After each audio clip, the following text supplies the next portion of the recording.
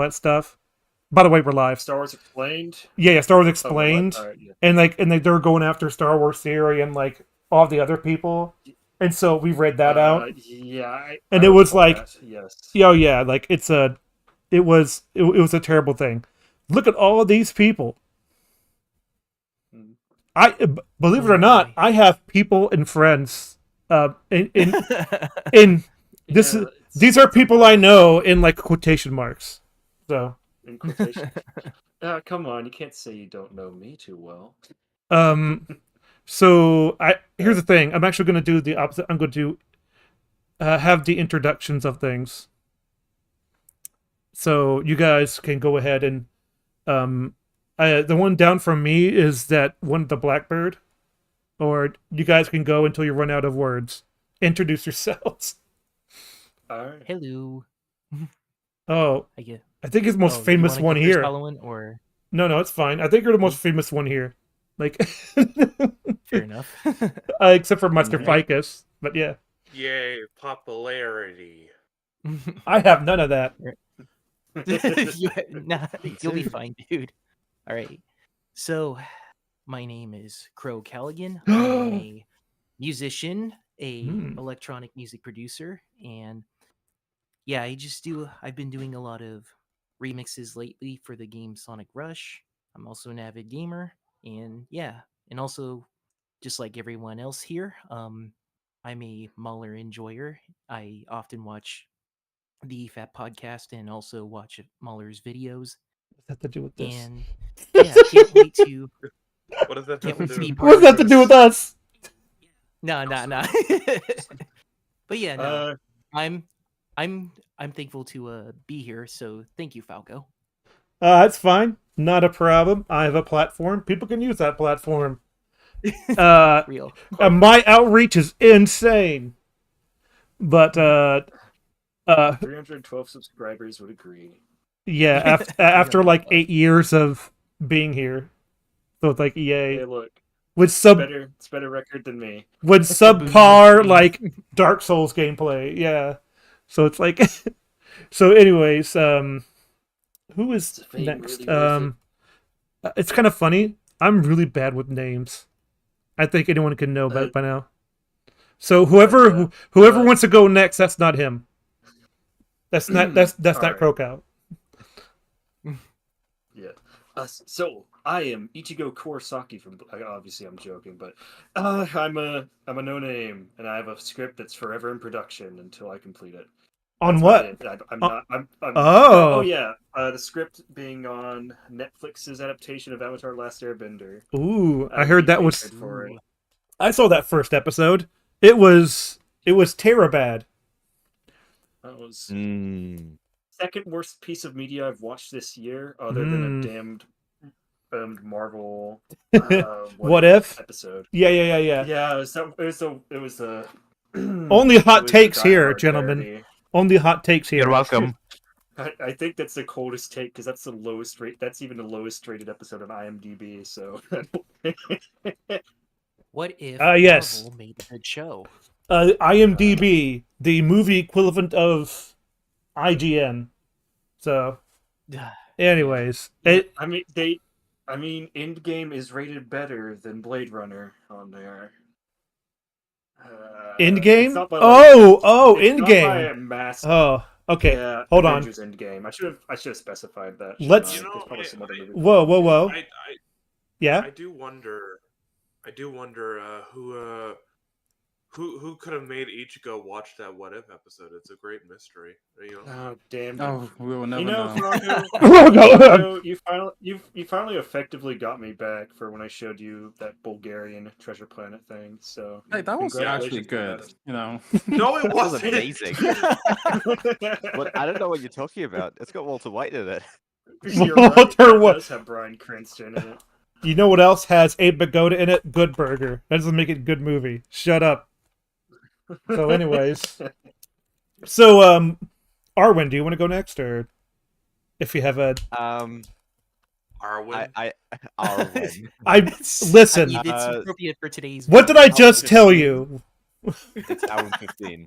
Anyway, I am Alan 15. My profile picture is a Kurowong, not a crow. And I have no direction. Look at me. I'm the crow here. So it's kind of funny how like I have these people. Well, by the way, these people are officially literacy approved. They do all kinds of things that are. They have the literacy. Is what I'm trying to say. They have the media literacy stamp of approval. So Yeah. It's just everyone else has like goals and motivations here, and I just sort of do what I want. Oh well, to be fair, that's what I do. My thoughts go with the wind, and like my next project will be whatever I want it to be. So that's pretty fair. So how about you? Everyone knows Froggo. Move along. Move along. Everyone knows.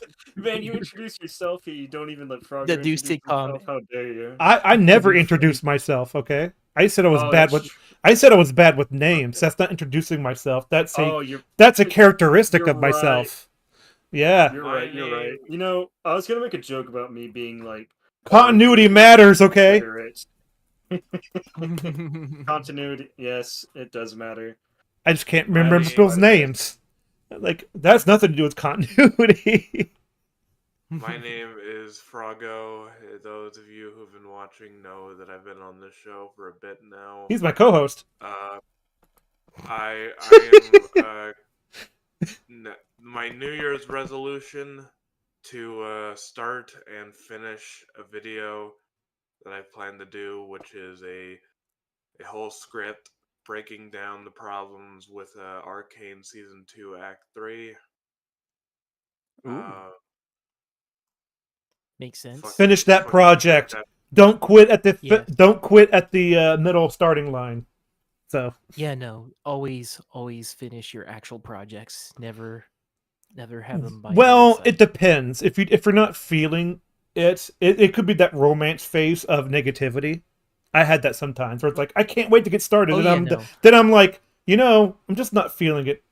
In the I've had that once I get started. It does happen, but you definitely want to finish something if you have all your stuff together.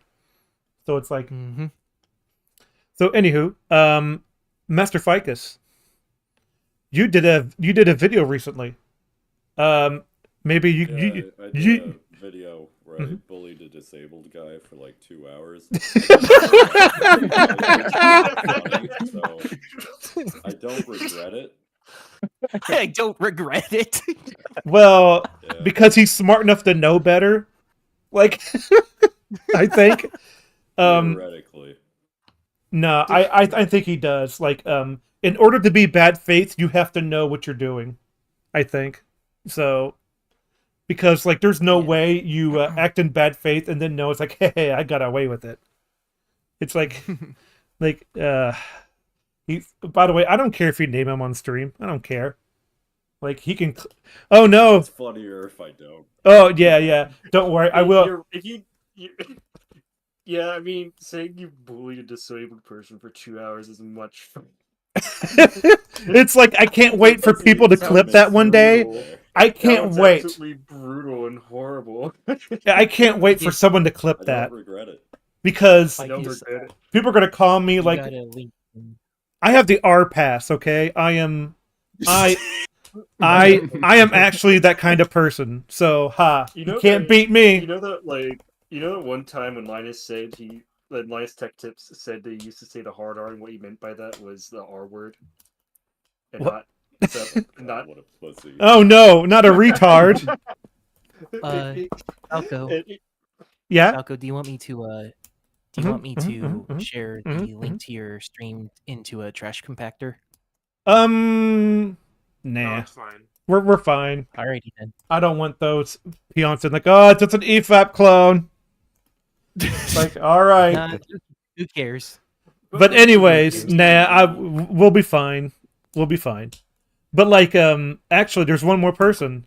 He's right there. He's hard to see in the black zone down there, but it says Sun Lee. Yeah, it's. Hard to see. Is that He His he name rhymes with the best girl from Street Fighter. Chung Li. Yes. Oh my gosh. Right. Mhm. Wow. God. Mrs. Thighs. Yeah. This is I But- think this No, proves no. that we are perfectly media literate for the Now task at hand. Mhm. Now Absol- I'm picturing Sun Lee's profile picture where he has like the Robert Downey Jr. from Tropic Thunder, except he just has really big thighs. Who squash? Who Mr. It's like Suddenly, didn't thousand you- between dice. Mr. and Mrs. Thighs. Anyways. Suddenly, didn't you have that as your profile picture for a while? As He Robert Downey did. Jr. from? Yeah, I had that for a while for like an inside joke of Trend Server, but like since they wanted another inside joke, I had to switch it to something else for a while. But I might switch it back soon, maybe after the holidays and stuff. After the holidays when I could be racist again. It's a Christmas miracle. It's a Christmas miracle. But the but like I just love it. Okay, let's get actually started. Are all six of you in the thing? Yeah. Alrighty Yes. then. Yeah, So what we're doing here, we are responding to Cinema Wins. Last time we did Cinema Sins and it was terrible about Fellowship of the Yeah. Rings, because he just made stuff up. And here's the thing: I think Wins automatically wins this round, but we're not doing points or anything. It's just that a longer video usually means we have more points to spend. You know. Well, Even if we were to do points, he'll likely. It'd be amazing if he didn't even get to the positives if we were doing. The Oh, points, trust but- me. Like, it's kind of funny. I know flaws with Fellowship of the Rings. It's actually really easy to actually have the flaws in that movie, but it's like he didn't go for any of them, and they would have been legitimate. It's like, oh Yeah. man. Yeah. So let's Like see the what scene happens. in- Oh my gosh, why am I peeking? No, go away from my face. I think All it's right. because you're actually tweaking. What the? Huh? I don't know. No, I'm facing the mic. That's fucking. What? It's being stupid. Tweak? It's not important. Okay. I said Oh, why am I oh, peeking? I said I think you're tweaking He's just saying you because do it rhymes. drugs. oh my gosh! Thank you, thank you. It's Fungus. I don't know if anyone will ever get this, but like, Here to help. it's the '80s. Do a lot of coke and vote for Ronald Reagan. Du, du, du, du. It's a Mystery Science Theater joke. But any case, let's get to the video. Okay, I haven't watched. I will peek. I will let's get turn this to the mic video. down since I'm so close. I love All right. Mystery Science Theater so much. Mystery Science Theater is great. Go watch the Hobgoblin one. It's one of the best. So, anyways, I will get this started now. Indeed.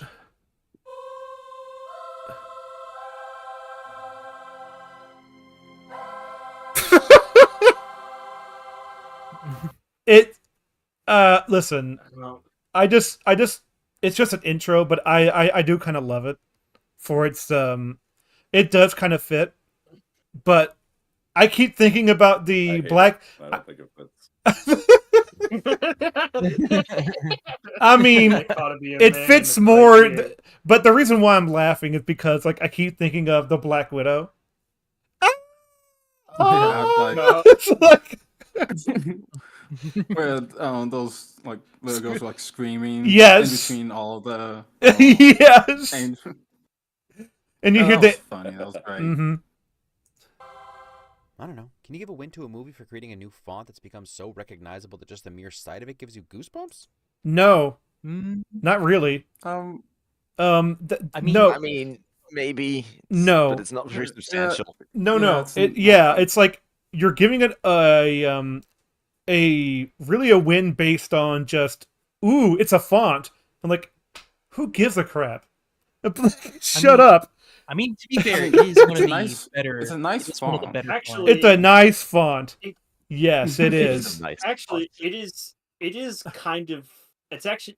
Yeah, I mean, it's enough of a font to where you can like find it very easily on like Google Docs and such. So like, Yeah, I I'm. think there's something to be said about that. But I mean, you also have fonts. Oh, what's a really The- shitty hold looking on. font I can think of? Comic Sans. There you There's some go. But like comics.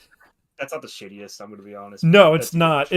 choice. It's actually a decent choice. It's fine. People It's fine. in people certain need to It's get actually fonts. over readable it. for one thing. What about Ariel? Ariel's Ari- fine. Ariel. What's wrong with Ariel's Ariel? fine. Yeah. Ariel isn't shit. It's just it's boring, but it works perfectly for what Yeah, it is. it's- Fair enough. So, but I feel here's like the thing about there's a lot oh, of like logos. Mhm. There's a lot of things. There are like a lot of modern logos out there. Like they used to have like personality, but they get mhm. replaced by like an Arial font. So I Mhm. guess that's the kind of tism I'm a little worried about. But the thing is, though, I'm gonna move on with this. But here's the thing: I the agree. the thing about this is that like when I start this movie, it's not the font that I'm looking at, except for the Lord of the Rings font. That's actually very That's 'cause nice. You can't read. Oh Oh, my yeah, gosh, no. I can't read. It looks so good. You can't read. The font doesn't matter. I'm sorry. That's well, That day- well, that's that not day, true at can't all. read. That's not true at all. That's like saying like, I know. that's- I know. but it's like Well, saying this I don't know what the people Great Wall of say you China read is, that. but it looks pretty good. It's like, yeah, okay, but like Wow, this gives me a lot of goosebumps. That sou- Isn't that that right, sounds like Timmy? something- And then that you sound- look to That sounds Timmy. like something like Toph would joke about in Avatar Last Airbender. He's like, "Wow, that's a beautiful looking wall." It's like a gag. And Oh, I don't yeah, know yeah, if it's yeah, like yeah, it, yeah. but you know what I'm talking And- about. Yeah. and then she has her hand in front of her face, and it's like, "Ha, you idiots!" It's like, I'm just imagining like this guy going like, "Wow, this gives me a lot of goosebumps." Isn't that right, little Timmy? And then he looks to Timmy, and Timmy's fucking blind. ableist, everybody. Font. We are the most ableist show ever. Sorry, Nick. Sorry, Nicholas. It's all right. Just as an autistic person, I give you all the pass. Hey, I'm a certified hard R, so it's fine. So Certified hard. Now that's gonna be clipped. Wait, Yeah. where'd you get the certification, man? Like, I'm just asking. For Well, the doctor gives it to him when he slaps in the face with that big letter. He's like, boom! It's like, here's your hard R pass forever. It's like puts it in your hands. If we're allowed to certify people with the hard R, are we allowed to certify Sun Li with the hard N? No, Gosh, come on. you dude. can't. Only Hey, Brit hey, is wait a allowed to minute. do It was a joke. It was a joke. It was a well, of course we know that. I don't know what the I order sent you is on tweets. this thing. You flippers don't. But here's the thing. No, the best. Here's Here's what I was- is a soft A. here's the point I was trying to get to after all this time. Is that it's not really the fonts that's even recognizable or not that's giving me goosebumps. It's the freaking music, because that Oh, yeah. music Oh, is yeah. freaking Music. legendary. So it's like, Mhm. yeah. I Da da don't think da it da is da da the da da soft da The da. font definitely like, is nothing ooh. that gives me the goosebumps. It is a nice looking font. I mean, And it's the like music. it's very minimalistic when it comes to the visuals at first, because I'm like, I'm, yay, absolute- it's I'm absolutely sure it's great. mhm. Anyways, No. Wind Counter seems to disagree. oh, he disagreed with us. That's actually pretty cool. Okay, Oh, yeah. I actually do like that. He's bad. like, we were talking about no, and then like, okay, but the wind counter disagrees. Like, that has the same energy as like that's the same energy as Millhouse. Like, well, my mom thinks I'm cool, you know. No, The world is It's changing. changing. How about Elven Whispering in translation by Kate Blanchett's buttery voice that makes your heart start racing? It's I just agree. I it just agree. sounds good. I mean, Interesting. yeah. yeah, You know, Okay. sounds good. All right. it's narration. He It's likes good that narration by ASMR Kate Blanchett. You know. Yeah, Can I, Mm, what? she's a Can I good actress. Yes, can I she just say is. this is the I'm part gonna that gives me decide. goosebumps when you see the title and then the theme. Da, da, Oh, da, da, da. yeah. Yeah, exactly. That's the part I'm like, what am I in for? Oh my gosh, I'm so interested, even though nothing has happened yet. Yes. This is why I hate fantasy movies. They appeal to the male fantasy, and it's just the title. Okay, okay.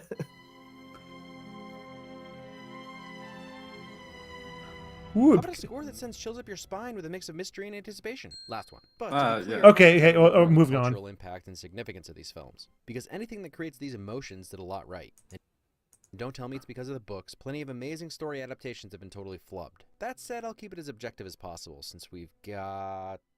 Funny statement. Yeah, 2 hours, 57 minutes, and 22 seconds left to go. 9. What? He kept repeating that title.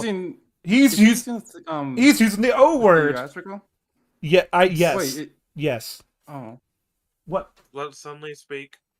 No, is he using the theatrical release, not the extended cuts? That's a Yeah, problem. That's cringe. That's cringe. Yep. Wrong Yeah. version. Negative 1,000,000 points. Well, Dislike video. the thing is, though, Let's just say there is no you- such I- thing. There is no such thing as the theatrical version. Those don't exist. Let's just say if you're not using the extended editions for your video, you're automatically wrong. You even started when you're wrong. right. Yep, you started Yeah. wrong. Absolutely. That's why I gave him a negative. You know, one cinema sins moment when like Home Alone 2, when like Donald Trump appeared on screen and gave it like a negative 100,000 or something like that. Oh, Oh my gosh. Anywho, It was something stupid like that. I mean, Like, give thee that. I don't think he's wrong about what he really said about like all this stuff is giving you like an anticipation. Oh no, Like, he's not wrong. yeah, yeah, He's yeah. not No, wrong no. at all. I'm mostly in jest about that. Mhm. Though keep in mind, and if I do point out something I think he gets wrong, if since it's a theatrical cut, there's a very high possibility I'm mentioning something that only appears in the extended cut because I'm not familiar with what isn't in the original cut. Oh, everything is in the extended cut. That's the thing. So it's like it. So Every- I'm just saying it doesn't matter that much.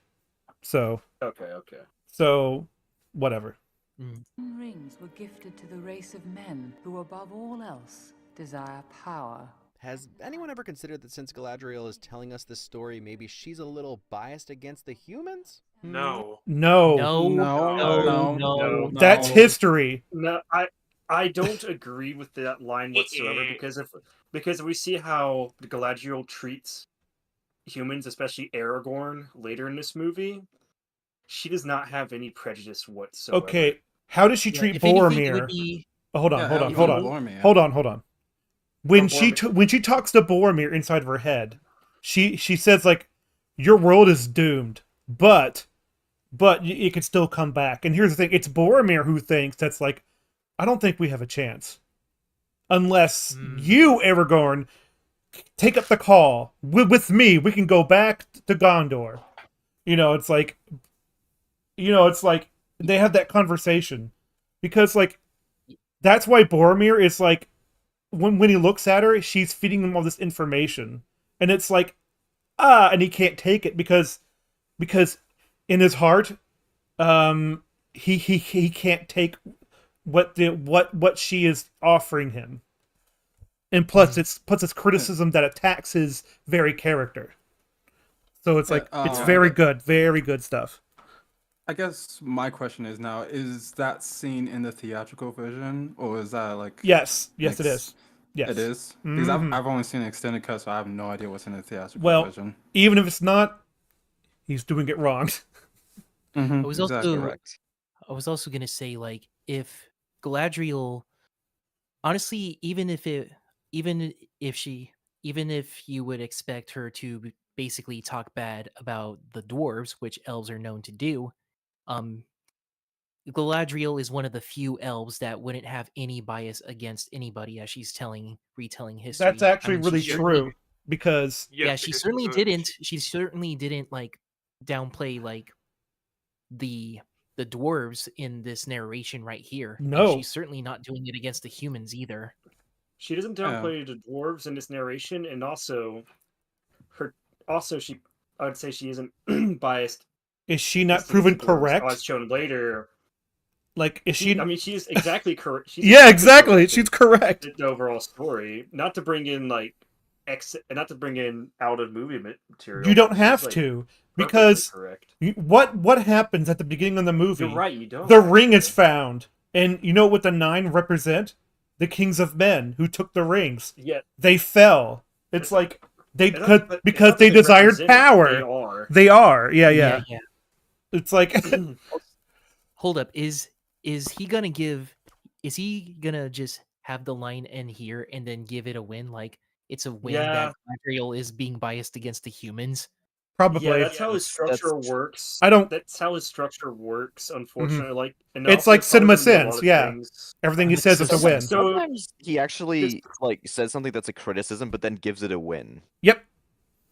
He did Yep, that in yep, the yep, yep. Empire Strikes Back video with like how Luke didn't sense the danger coming, with the Wampa.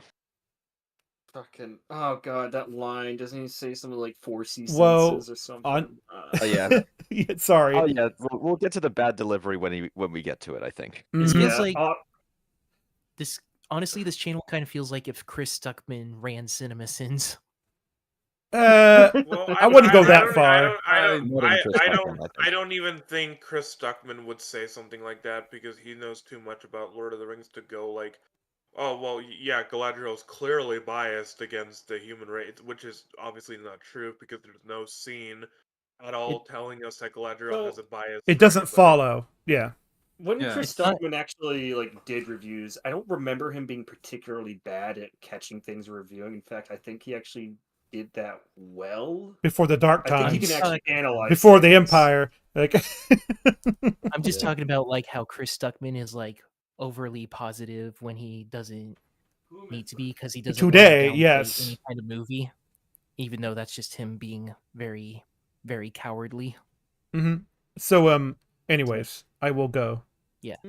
I mean, she claims herself to be the fairest. All I'm saying is that mirrors are usually involved in such assertions. Mostly joking here. For as long Mostly joking Well, here. uh, So she's fairest. What was She that Not to joke? be she doesn't Yeah, call she's- herself she's- fair. What? she Okay. calls the elf like race all fair because they are like I think They're in she's- the image of the angels. Yes. mhm. They Yeah. are touched And not- literally by God. Yes. They are the Elves are- fairest. What happens Galadriel is like extremely humble too. So when they get corrupted? They turn into freaking orcs. yeah, as this movie is, a quick 2-minute origin voiceover intros most of the main players, and it's the beginning of a solid motif in these films spoken best by John Hammond, the spared no expense clause. The detail in everything, including maps, is so on point. To this day, it makes most fantasy epics look like low-budget student films. And I don't know That if I is go. correct. I don't know if I go that far, but it does set a huge precedent that it kind yeah. of Well, like this movie set the bar, I guess you could say. it really did. Yeah, no, Another this thing I is- feel like he should have mentioned is sort of how revolutionary this movie was also just for Mhm. special effects as a whole. Yeah, like for in its era. time.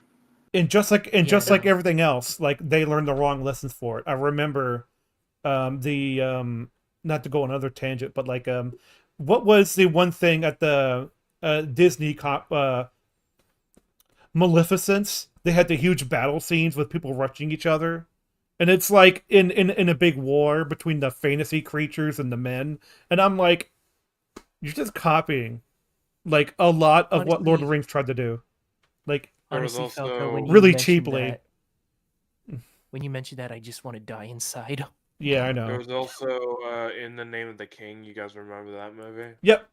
I have not seen it, so hmm Mm, Well, I've It's never a- heard of it till now. It's a movie that copies a few things from Lord of the Rings in terms of shots and stuff like that. it's a thing though. There are so many movies that copy the sort of motif and all that stuff, but they're not realizing that you have to build that up throughout. Because here's the thing: Fellowship of the Rings, Fellowship of the Ring. Sorry, there's no rings technically. Lord of But, Ring like- Gollum. Not anymore. Lord of Ring got him. But like the but like there's not really a big battle per se. It's all like really character focused battles inside a closed area, or like even Amen Hen is not big considering what happens next at like Helm's Deep, then at Minas Tirith and all that stuff. So it's like there's a lot of it escalates is what I mean. But Hollywood wanted to take the shortcut instead of doing the work. So Yeah, Mhm. showing off And the our- production. Oh, I was gonna say, and arguably, like big budget television as well, like how Game Game of of Thrones Thrones. essentially became like a battle every episode. Yep. When like there wasn't one necessary. While in the especially in the earlier seasons, there was one like major on-screen battle in the first 2 seasons, and it was legendary. Blackwater remains one of the best episodes of the show. Mhm. Anyway, side tangent over. Yeah, yeah. I mean, I totally agree because like when Lord of the Rings came out and then season 8 happened and like the Long Night is like this is our Helm's Deep. It's not. They already By the had way. a Helm's Deep. The Watchers on the Wall. Did It's- the writers actually claim that? I believe they did. Oh gosh. When Watchers on the Don't- Wall already exists and is actually good. Don't quote me on that. But anyways, You should. I rewind think just a bit. I think that was a fan thing, but yeah, but it could have been D&D.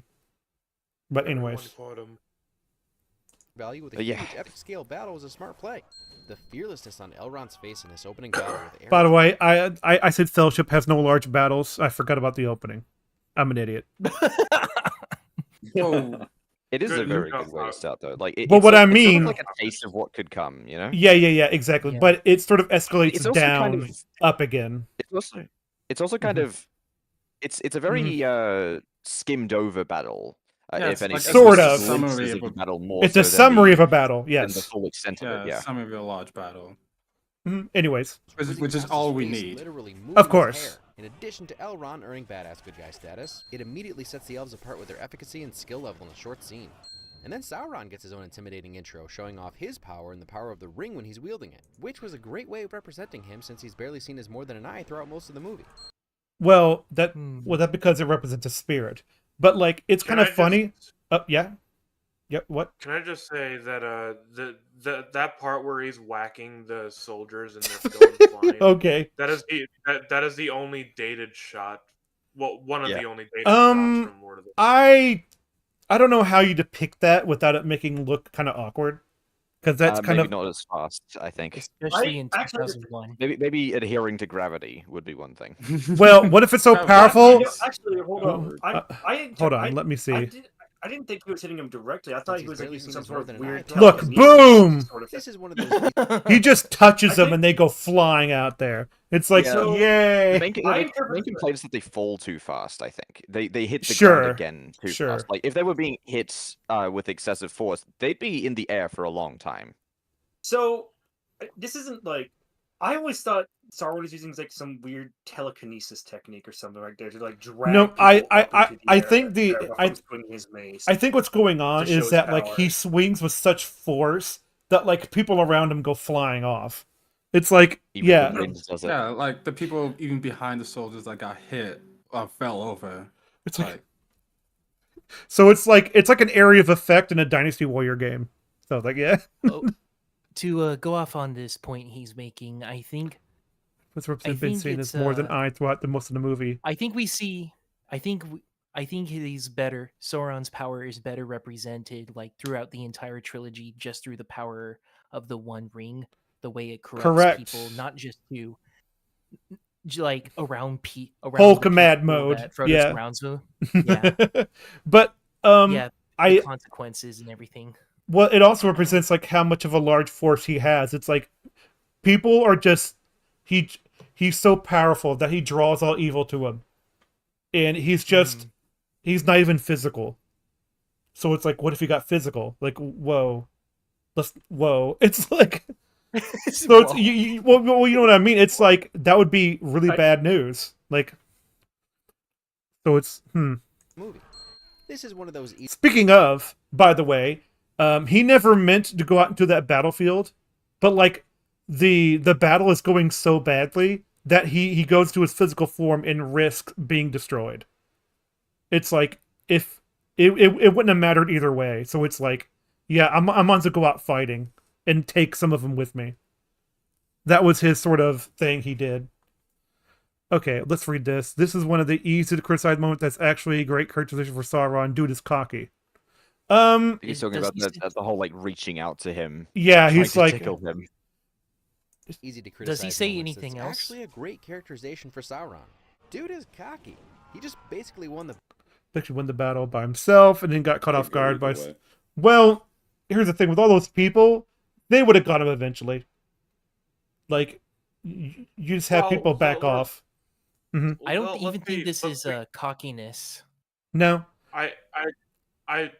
We mentioned this before in the Cinema Sins one when he talked about this scene. I'm pretty sure that I brought up that Narsil is the blade that cuts Sauron. It's known as the blade that cuts Sauron, meaning that probably the other blades wouldn't be able to cut his finger.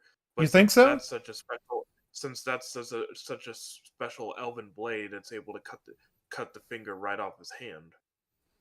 Oh, that might be it. I always thought Narsil was like a very special sword that. It managed to stay sharp for thousands of years. Yeah, either Sauron knew the sword was down there and he was just trying to get rid of it because that's the only thing that can destroy him, or he didn't know the sword was down there and this just happens. It's not just that, because no one in their right mind would use a broken dull sword that's practically Caught off useless in guard battle. by someone lashing out Well, with a broken sword and actually connecting. Another thing I'd like to mention is that not only is it sharp after thousands of years, it's still able to be It's still able to be like forge welded back together and remain sharp. So Yeah. To be He clear, underestimated their power. and still be an effective weapon that doesn't have weak points as well. I do think he is caught off guard by sort of like he thought he had him in his grip, that he's succumbed to his fear, definitely. that he become to his fear, and then he sees his father's sword broken. He's like, ah! That's a desperation move for him to like lash out, and like I think it was more by accident than by purpose. And so it's like, So he said that this is a trait that is quote easy to criticize. I don't think this is. No, I don't think this is criticize. I wouldn't describe it as a. I would not describe it as a criticism. Most other people in that situation would be like, "You have lost." Well, it's more just like the decision to reach his hand out. To some people might feel a little bit lucky. Oh yeah, he reaching his hand out was definitely I think a dumb move, but I just do think that like he wants to show everyone. It's like the son of the king. I'm gonna freaking break him right in front of you, and so I'm gonna pick him up by his throat or something. It's maybe he is a little bit cocky. I'll actually give that to him. I mean, to an extent, I do think it is shown. I mean, this is throughout the entire trilogy. I do think that Sauron is not overconfident. He's not. He's not. Oh, he is, and he isn't. He's certainly not. He's certainly not the absolute. He's not as powerful as he seems. Is what I'm trying to say. Interesting. He's not nearly as powerful as he seems. I'd argue, because, well, even in his eye form, he can basically is able to hyper focus and see what's happening. He has to hyper focus on a specific area and such, which leaves him very. He does have limits, yeah. And I mean that's a good thing. Battle by himself and then got caught off guard by someone lashing out with a broken sword and actually connecting. I'll never forget the way my seat shook and my ears vibrated from the bassy boom of the Sauron death shockwave. The cut from bass. Good. Bass is good. Yeah, but like I know what you just said, but like what that could have been. I'm sorry, Master Ficus, go ahead. I just said hell yeah. That's all. Yeah, but Bass is good. Give it a win. But like good sound design matters. Based. Good sound design matters a lot. No, sound design is gay. Just full subwoofer. Oh, it's well done sound design, but that's not what he says, really. Exactly. That's what I was about to say. I'm like, it has really good sound effects. It's like you could do better than that. It's sort of like it's not just the music makes you feel good. It's more like when they use the music. Like, what's the subtlety of what they do? It's like when they change moods. You could talk about how like the bass range is often associated with loud but large, or really grand things essentially. So the choice to use a massive bass boom for a character's death is not only an indication of how powerful they were, but also the impact that their death had. Oh, and then the silence afterwards just makes it more clear about like the enemy of Middle Earth was defeated. It's like, yeah, it shows not only in the hold on, it not shows in the visuals, it also shows in the sound design, because all you hear is the clanking of the helmet as it drops.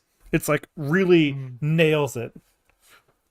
And I mean, it connects perfectly with the visuals where you see a shockwave coming out out of Sauron. Well, it's not really a body now, is it? It's more like a possessed armor at that. It's possessed armor at that point. It's a shell of its former self.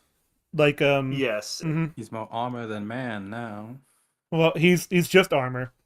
It's also I also say it perfectly represents how he's basically completely rid of his humanity. Well, he's no longer. He's a corrupted Maiar, like one of the highest, second in command, other than Morgoth. But like, yeah. From Deagle grabbing the ring to Gollum opening his hand with it years later. Something that's probably not noticed by most until after you've seen the full scene in The Return of the King, but subtle show of how the ring poisons its owner. Design. Yeah, I actually agree, because like it is kind of cool. I actually didn't notice that little detail. Yeah, that's a really good detail. I appreciate that. I think that's a win. That's a win. Gollum is on point and even improves going forward. So that's something to look forward to. Yeah, it does. You remember when that was the worst that Gollum looked? It was, but it's still in shadow enough where I'm like, it looks like a person. One more win for the score in the prologue that's been eerie and foreboding. That just you don't get that one. You already made that point. By the mention of hobbits resolves on an upbeat note. Okay, he kind of does. Well, it's just that he says the music is good again. I'm like, you already said the music was good. Yeah, but like he points out like a specific aspect of the music that's relevant to that scene specifically. All right. Yeah, no, that's. I think it's specific enough that it warrants being said again. I think. Okay. He did say resolved on upbeat audible notes, storytelling. So. Well, I do. That's what I do like about the music. It's kind of like it's really catchy, but it's also background enough where it doesn't distract you from the scene itself.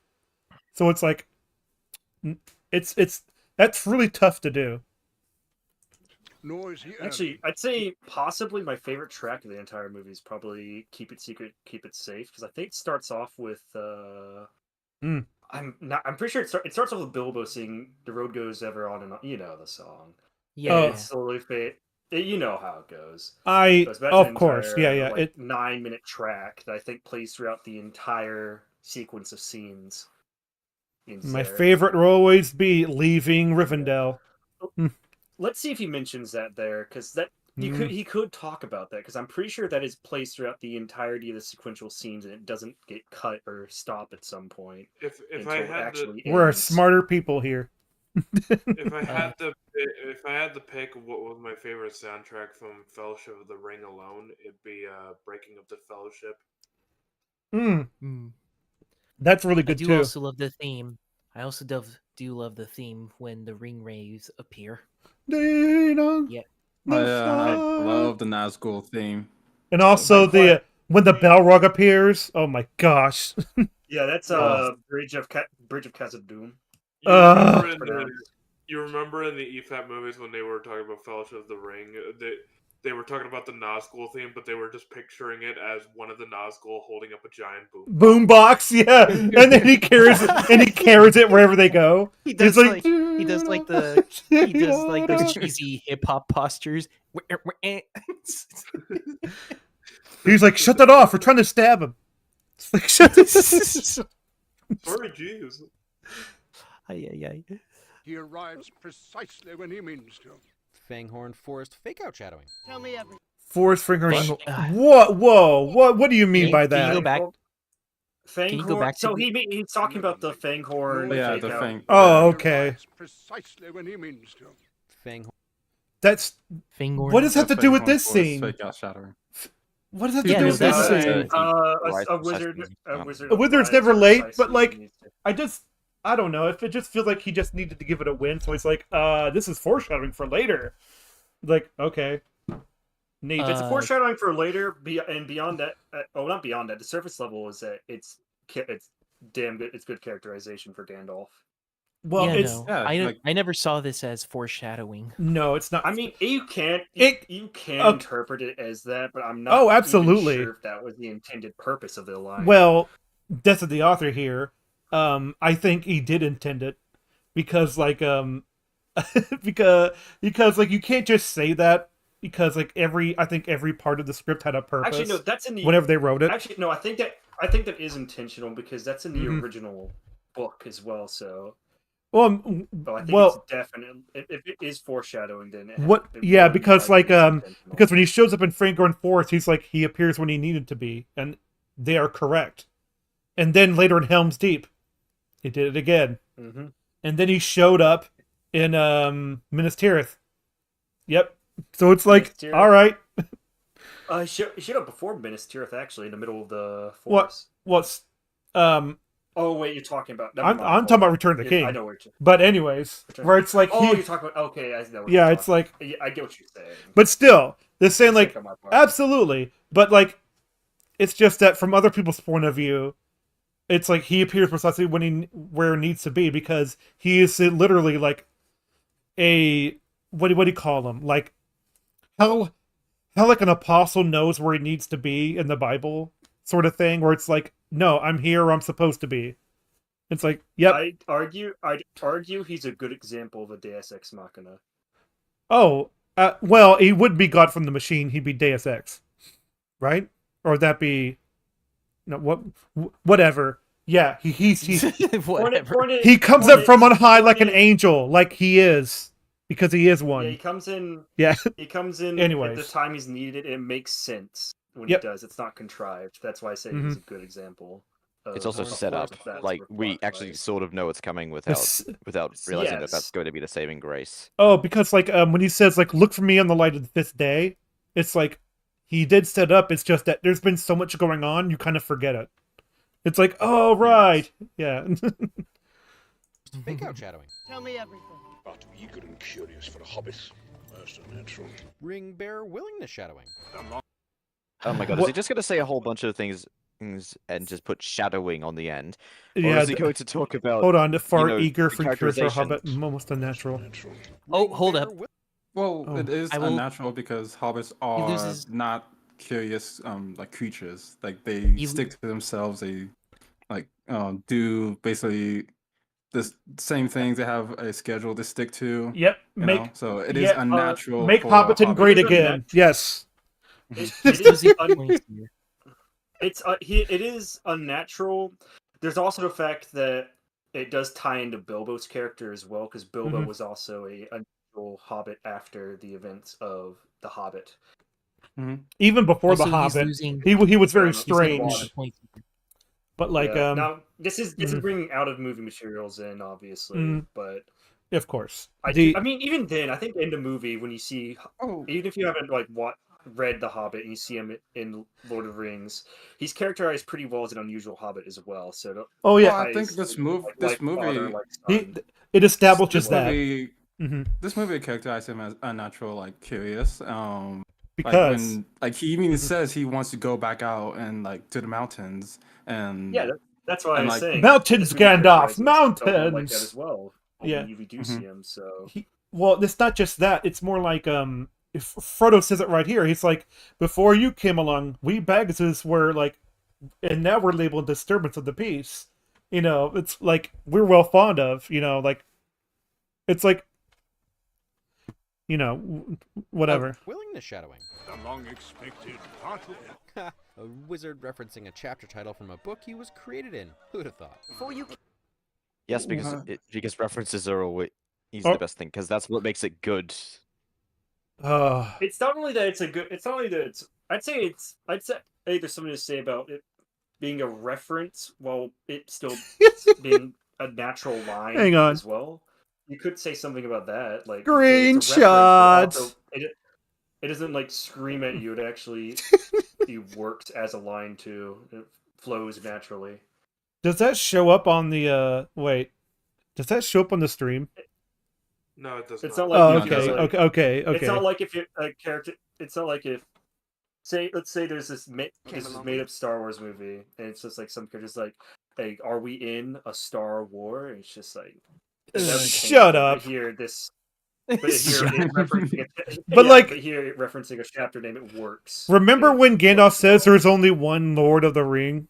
It's like that makes sense because what he's saying is that it's sort of like when people complain about the I'm somewhat of a scientist myself in No Way Home. I was like, but he is a scientist.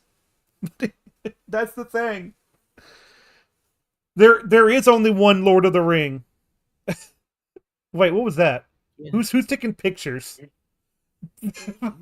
Wait a minute. I heard a Shutterstock sound effect. Wait, what was that? What do you? I didn't hear anything. What are you talking I didn't about? hear I don't know. I heard a chick. Oh, okay. I guess it was my computer. Okay, whatever.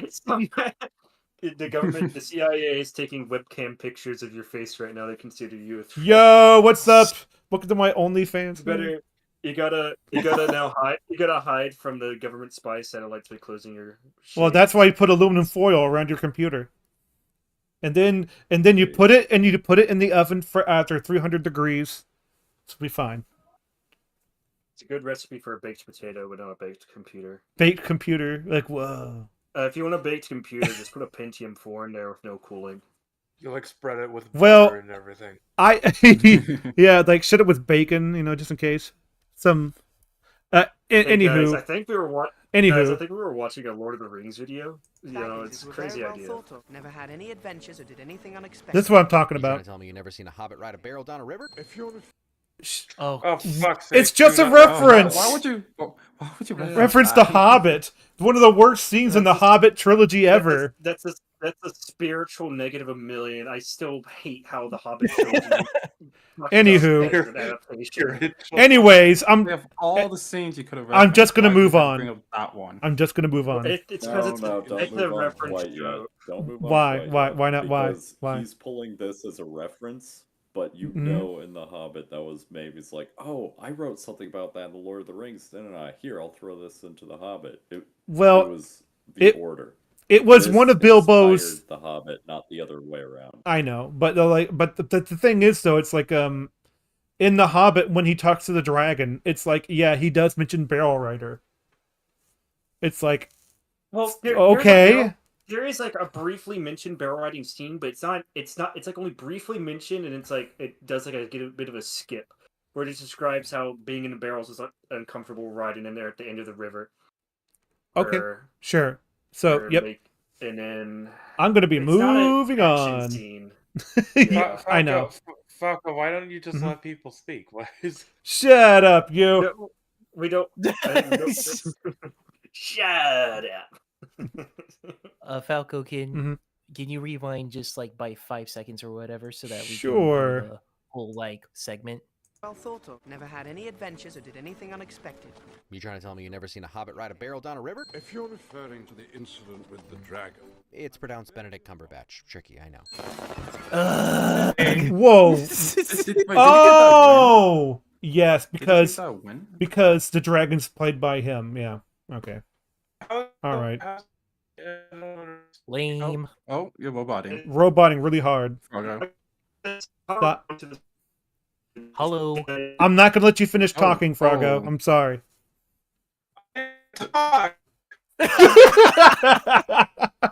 Ding. Froggo, Oh no. oh gosh. Oh no. Froggo, disconnect and reconnect. Oh, you can't. Oh, it's locked. You're roboted as well. Oh yeah. my- Hollow one. You're every- roboting too. Is it just my connection? No. I think we were. It's I think it's their end. Ha! I think everybody was having a problem. Smite thee for interrupting me. Oof. Anyways, Drag him back hold in on. here. Let me drag him back. All right. Give me your best check 1-2.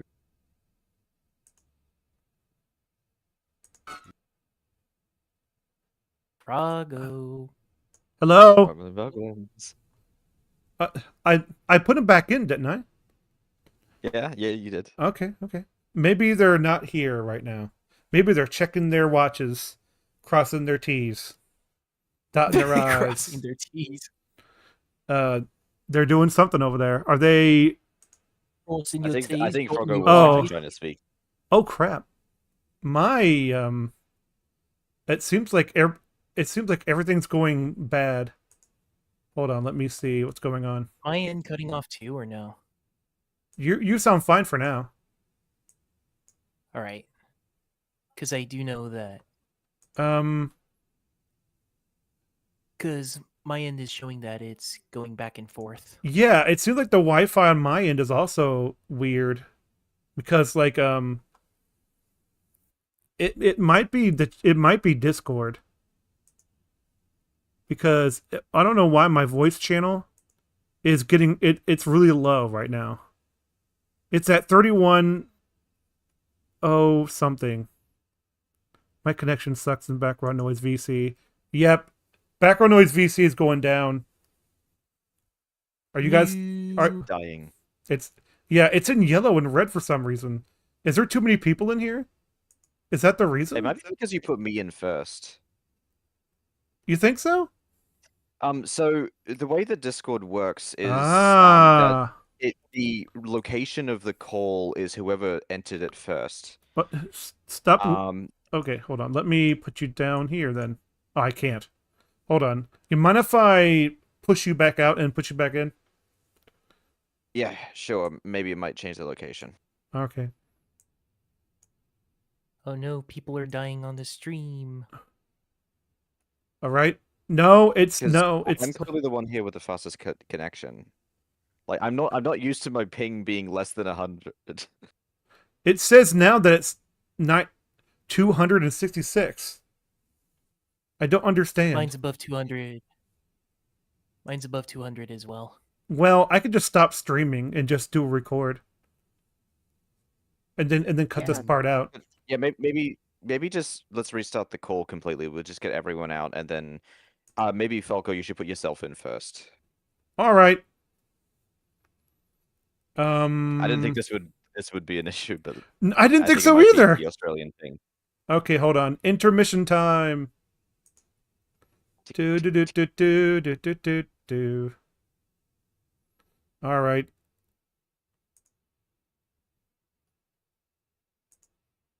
Here. Okay, hold on. I'm gonna put myself in there. Get out of here! Get out of here! Get out of here! Get in here! Get in here! Get in here! Get in here! Check the location of this call. Get in here and get in here. All right. It's still going crap. Okay. It's still doing crap. I think we all have to leave, like, at once. Like, the call has to completely end. Like, you can't leave someone in here. Okay, you guys have to exit. Okay? Okay. Goodbye. There.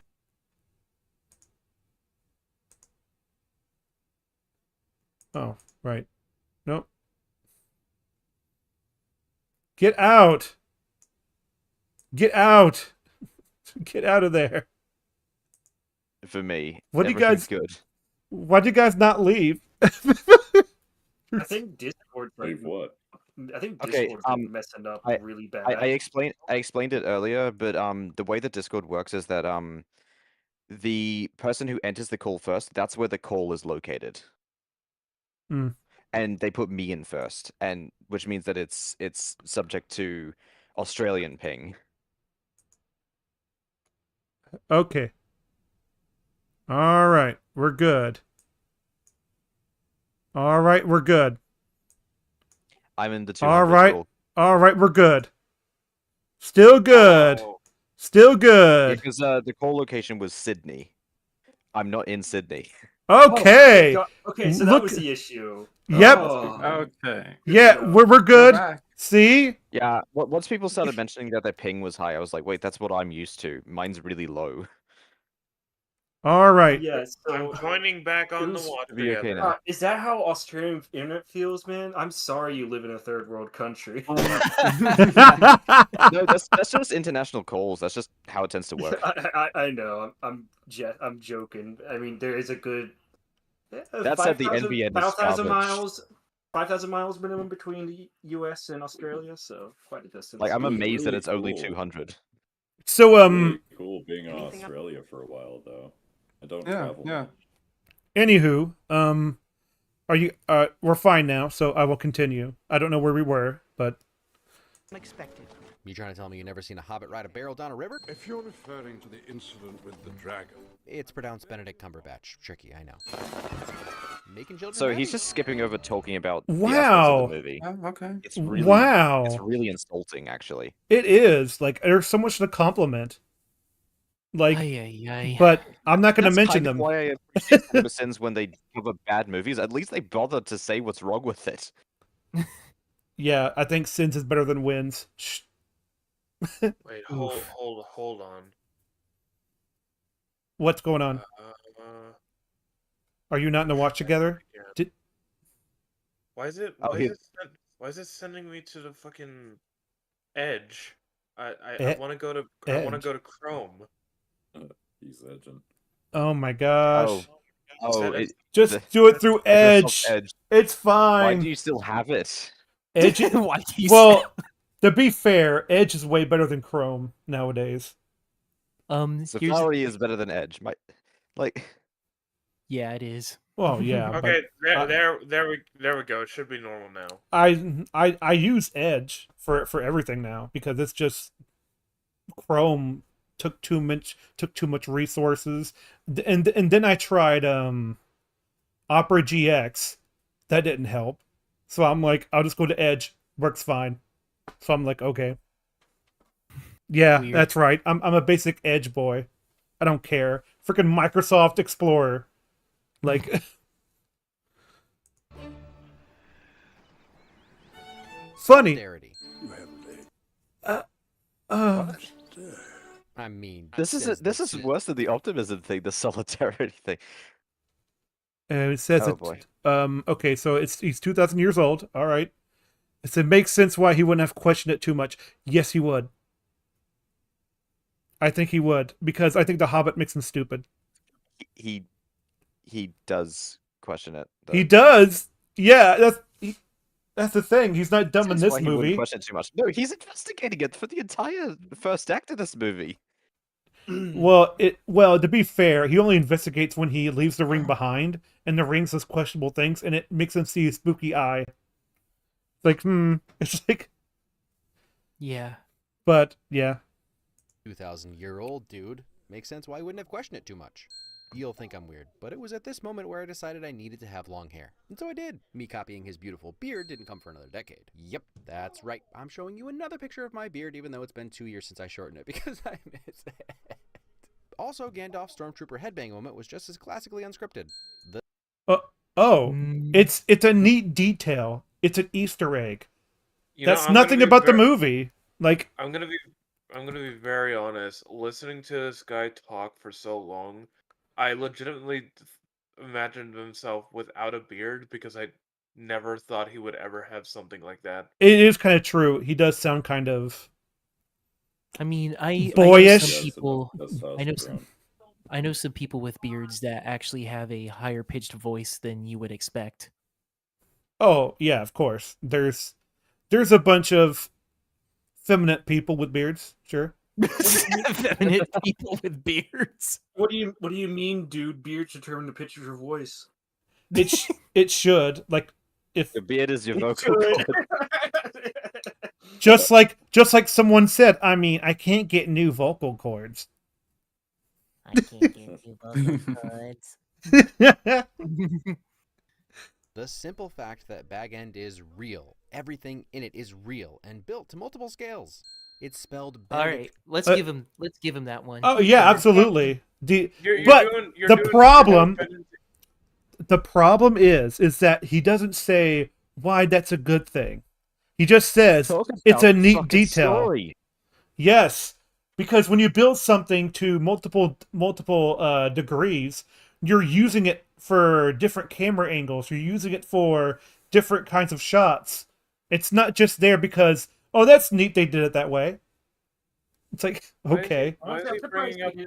I don't know. Actually, no, I don't know if this comes till later, but I wonder if he's going to mention the thing with like that one table shot where you have Gandalf on one side. I believe it's Forced perspective or something, right? I think it's like this perspective thing where the tables are like in half, and they had to like move the table when panning through shot to shot, just enough so where it looks like one table. Wait, why is it showing that? Why is it showing this again? Yeah, that's what I was trying to say. Is like, why are you bringing back Benedict Cumberbatch again? You already did it. Okay, I hate hold it on. when they do this. Let's see. Cumberbatch. Tricky, I know. But even in the first 15 minutes of this film, Jackson was teasing his future trilogy. No, he wasn't. No, he wasn't. No, idiot. I'm pretty sure Warner Brothers demanded that project be made, and I'm pretty sure Peter Jackson didn't even want to make another thing like that. True. I'm gonna try to be like best faith possible. I'm 90% sure that was meant to be a joke, and not even to be. Yeah, it wasn't. Cumberbatch thing was a joke, but like it's so hard to tell with cinema wins when he's trying to actually make a joke or when he's actually making a serious point. I can agree with that Because it's under. Okay, hold on. Because it's under the same pitch. It's under the same breath. So it's like, how am I supposed to tell the difference? Wording, I think, maybe. Yeah, but the problem with that is that your joke, it still has to have truth to it in order to have the and some sting of truth in order to have an effect. I mean, like, sarcasm requires a tell. There's another problem. He writes almost everything with almost the exact same wording. In inflection too. Yeah. Okay, but if he isn't joking and that's actually what he meant to say, can we bring in the point system just so that we can give him a negative point? No. There are these things. No, there's no points, anyways. But but -1 billion. -1 billion. But the thing is, though, there's these things called the books. That's where they got it from, you dingbat. Ay. I was also gonna say, like, Chari 5, like, I remember seeing his security breach video. He did everything wrong with security breach. He's made obvious jokes, but at one point he made like a serious rant about one of the most horrifically designed parts of the game, and he actually made it clear that it was genuine, actual criticism. Mm-hmm. So, I'd like to mention, we're only 3 minutes in this video, yet we've had this podcast. I mean, to be fair, we spent like 10 minutes introducing ourselves, but still, a good majority of that has been covering 4 minutes worth of video. I know. But the hard without the point system, it's just there's so much to say that he doesn't. Yeah, exactly. This is why we don't. All right. Actually, no, we're background noise. What did I say? Well, the problem is that we have to fill up what he's trying to say. I don't know. I don't understand why he gets a pass, but Sins does not, because he's positive. That's why. Oh, okay. You can't criticize positivity. Yes, you can. It's called toxic positive. He's failing to be positive is the thing. Like, yes, he is. He's just sounding positive. When you were there, correct. You were there when he said optimism to a part of Star Wars: The Empire Strikes Back that was actually not optimistic. Desperation. That was actually desperation, but yeah. There's also desperation. You have to remember. We have to remember. This is the guy who said, "Pretend it's what you wanted." Yeah. True. And in the beginning, one of the worst movies ever made. The beginning of this video, he said he's using the objective scale. So it's like, we're gonna. Who knows? Maybe he intended to do that in this video, but he just didn't execute it well. Who knows? True. Too much bread. One of the best metaphors ever. I agree with that. Yeah, it is. It is a great metaphor. Would you like bread. to know why, man? Yeah, why is a good metaphor. It's called Tone Loc. Anyways. Hold on, was it the butter metaphor where? Yes. My butter spread over too much bread. Okay, I agree. I like that metaphor. Yeah, because it was written by people who know how to write. It's perfectly grounded within the culture of the hobbits as well. So Well, yeah, that's the another main thing. reason. Is Ooh, that that's it's also not- true. It's absolutely something that Bilbo. It's the kind of metaphor that Bilbo specifically would say. There's Mhm. many ways to say that sort of thing, but the one that like reminds you of like a cozy life. That's And the entire thing with hobbits as well. They live a very cozy life. But it's also like, it's maybe cozy, but it's also like work fulfilling because of Yes, the it's way cozy like and fulfilling. they toil, but it's for their own benefits. Like so it's kind of interesting in that way. It sort of like comes from the, not to my own horn, but like it definitely comes from like I think a religious sort of thing where it's like you work, but you need to be joyful in your work. So it's like I think that's what Cultural. I think it's what they're pointing to. Colossians. I think another thing. 23. I think it's also supposed to be a sort of I mean, what it kind of reminds me of is like a idealized version of like how like living on the British countryside might be, as well. You could also see That might be fair because well Like, I mean, he did grow up the in World Hobbits are War very- One, where like Yeah. he was in the countryside and then like he got torn to war, which is where he got like the orcs sort of machinery destroying nature comes from. So it's like, Another in thing is that I mean the Hobbits are very British. I think it's undeniable. Sure. They're definitely meant to be sure. English specifically, of course. That is insanely racist. They're basically just gentlemen. I'm sorry, They're gentlemen man. of every I'm sorry, gender. the British is not a race, but they're not even people. I mean, They don't even speak English. I disagree, mate. I disagree solely because as I have pretty cool ancestors from the Isles, so I solely disagree with you now. oh man, you grew up from not people. Oh man. I'm sorry, Falco, but your family also probably came from. I as heard well. you laugh. You're from. Never mind. You're from Vermont. To be clear, no, I did not grow up nor have I been to the British Isles. I just have. My family may or may not have a connection to the Battle of Hastings. So When he gets off the podcast, he's going, "Oh, blimey, governor! Oh my gosh!" no, He's I don't putting on a speak weird like that. American I'm accent a right Southern. Yeah. I'm a Southerner, I swear. Anywho, An Finest English Southerner. and cutest hobbit ever. I don't care. You don't care. No, I just when it comes to this, listen, I love that little kid, but like when it comes to like, don't take that out of context. By the way, listen, you. I can see you on the other side of the internet in the future, talking about like, what do you mean by that? Listen, what I'm saying is like, yes, it is accused cadaver, but I don't care because who?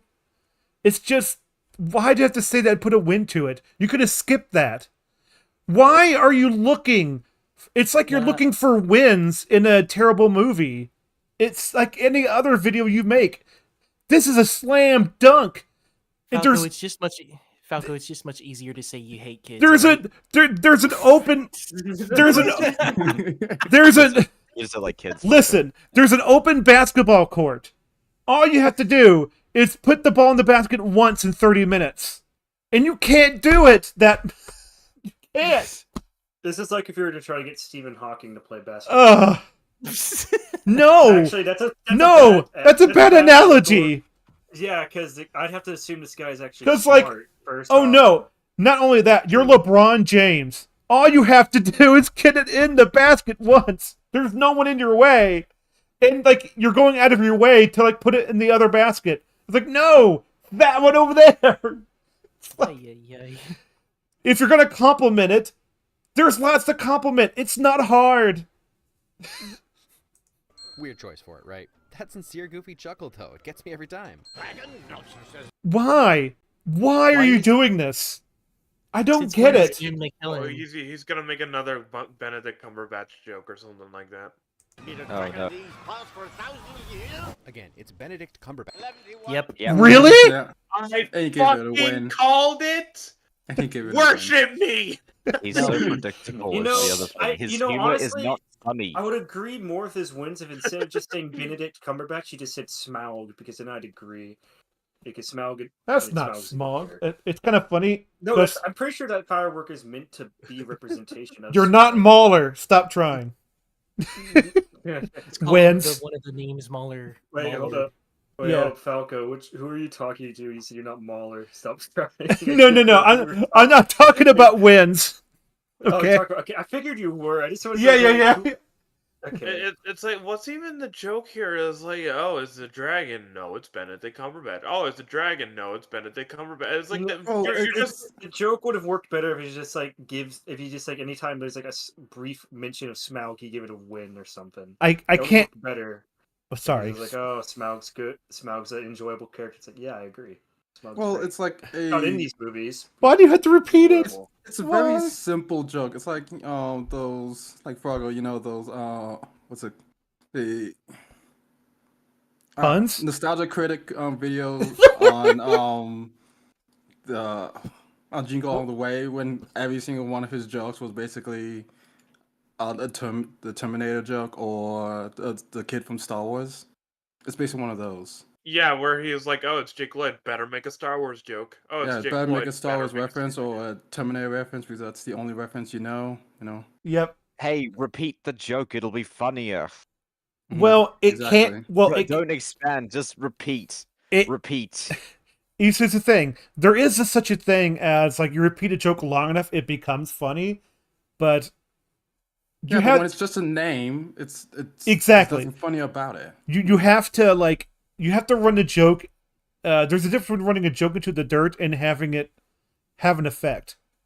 Like Well, yeah, like, like you know. it has to be a joke where you really had to think about it in order for it to be funny. And then Sometimes. like, when somebody keeps when someone keeps repeating it, like you slowly start to get it, rather than just saying, "Hey, it's Benedict Cumberbatch." Like, yeah, okay. There is such a thing as like a running gag. It's like it's not that funny, but by the time like the 15th time, it's like nah. It's like yeah, but like there's ways to do it, and there's sort of like a tone to doing it.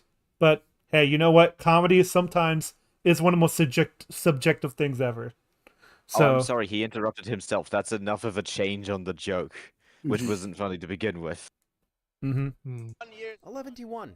I don't use that nearly enough. I don't know half of you half as well as I should like, and I like less than half of you half as well as you deserve. That feeling when someone drops a diss track on you, but you're too dumb to get it. Quality long take. That's not a I'm skipping. Okay, I'm gonna start skipping the ones that have no substance. Like That's fair. That one had opposite So stuff. surprising. Because they did. Hold on.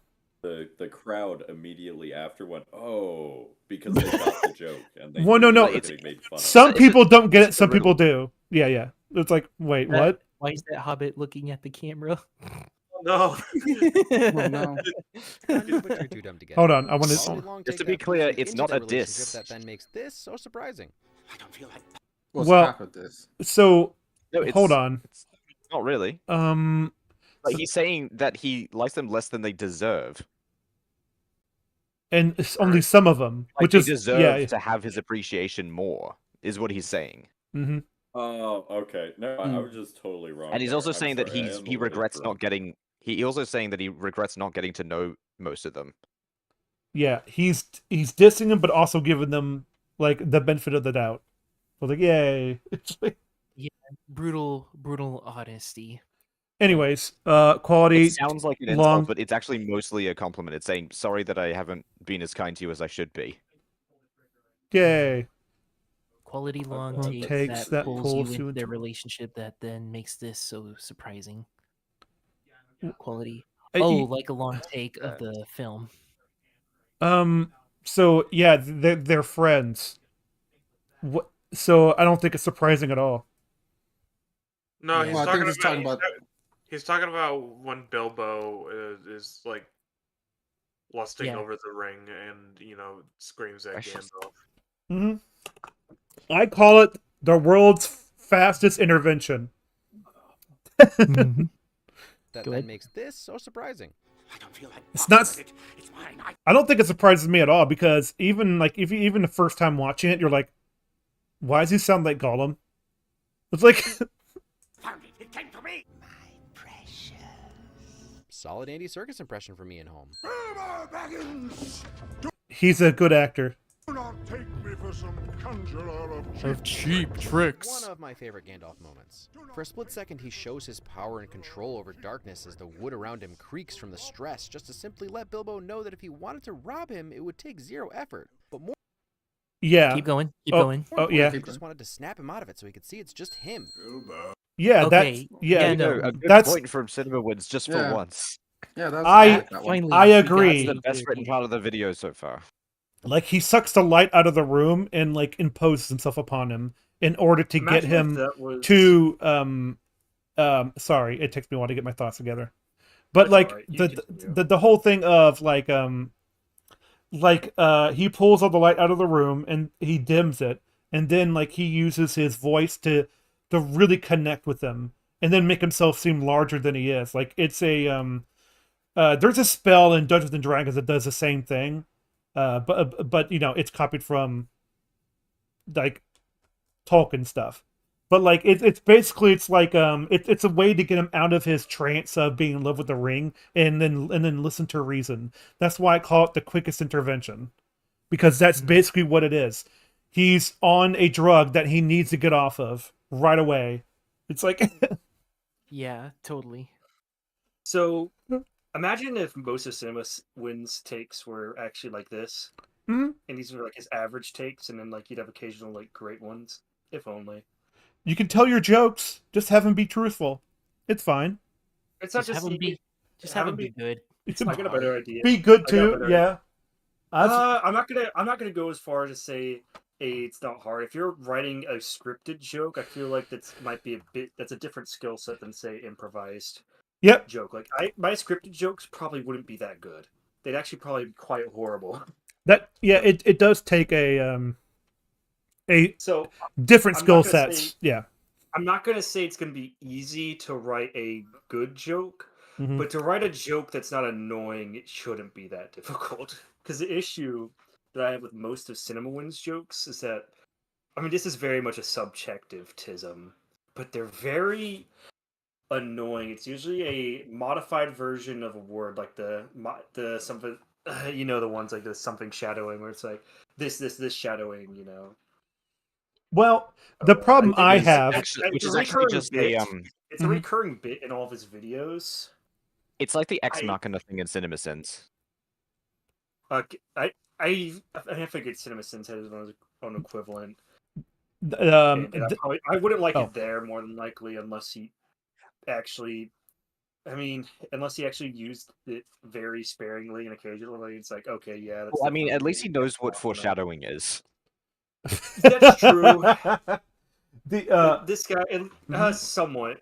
It probably depends on the video, but here so far he's used foreshadowing correctly from what we've seen. So I can't knock him completely. And well, so far he has a better grasp of words in this video than he did. Oh god, I still can't get the Empire Strikes Back video out of my head. It's so bad. So the one of the things I think Arwen touched on is that like he wanted to do the opposite of what CinemaSins did. It's like just be positive, and so like, but that's one of the things I have a really problem with though, is that he's trying to be CinemaSins but positive. Like no, you could just be right instead of just being him but positive. Because here's the thing, you're actually you're kind of worse at it than he is. Yeah, I mean, so to be fair, Cinnamon Wins is literally a knockoff. Cinnamon Wins. He was thinking of Undertale when he's picking the cinnamon or like or Cinnamon or butterscotch, I think. Cinnamon or butterscotch, yeah. Cinnamon or butterscotch, yeah. Butterscotch is better. For every cinnamon. Anyways, anywho, Crocal. Butterscotch anyway. I'm sorry.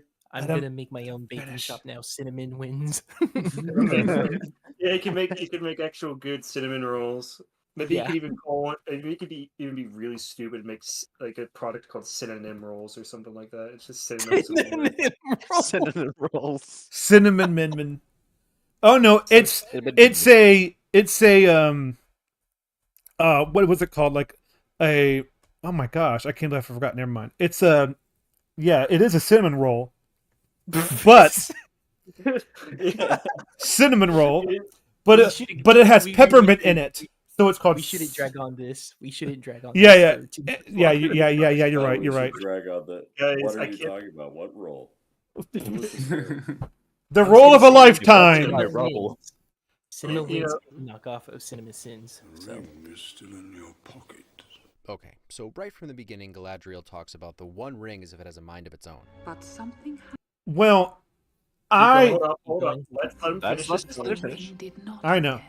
And then we learn it's prolonged Bilbo's life just like it did Gollum's, and then very prominently affected his personality and the lighting in the room when he thought he'd lose it. Even now, as his rational mind knows he needs to let it go, the ring persists one last time to get him out the door with it. The ominous score nailing it home as it seems physically daunting for Bilbo to let it out of his grasp, knowing he can only turn his hand over, not actually relinquish his hold on it. And then, the way it sticks to the floor, as if the ring weighs 600 pounds. No bounce, no roll, just thud.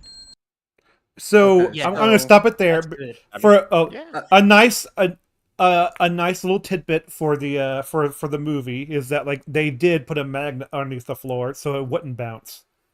So you know. Oh, that So is detailed, Oh, but yeah, he could have mentioned that, but he actually went into the substance. Yeah.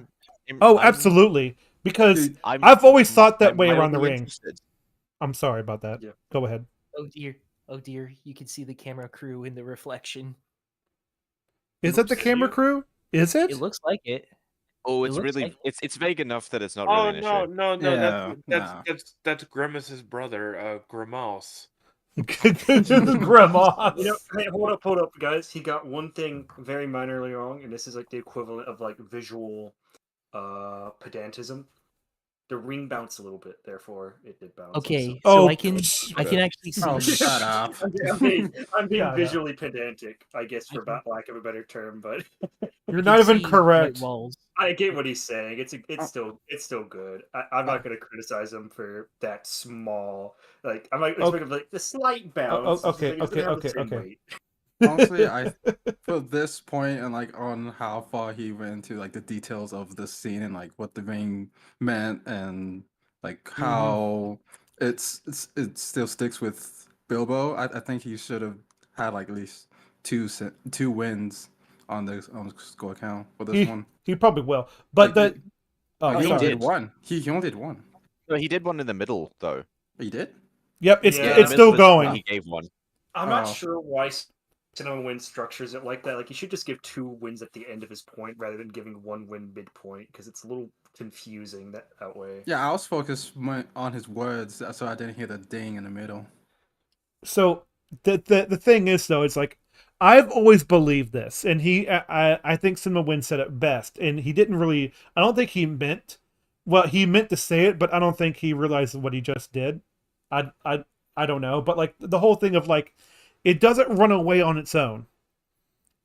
The people who have it, and the ring says, "All right, I want you to put me down and throw me or something," and it's like, and then they forget about it, and then it's like, yeah, it's like it tricks you into leaving it behind or taking it with you without you really knowing. It happens to Frodo many times when he doesn't even realize that he's putting it on.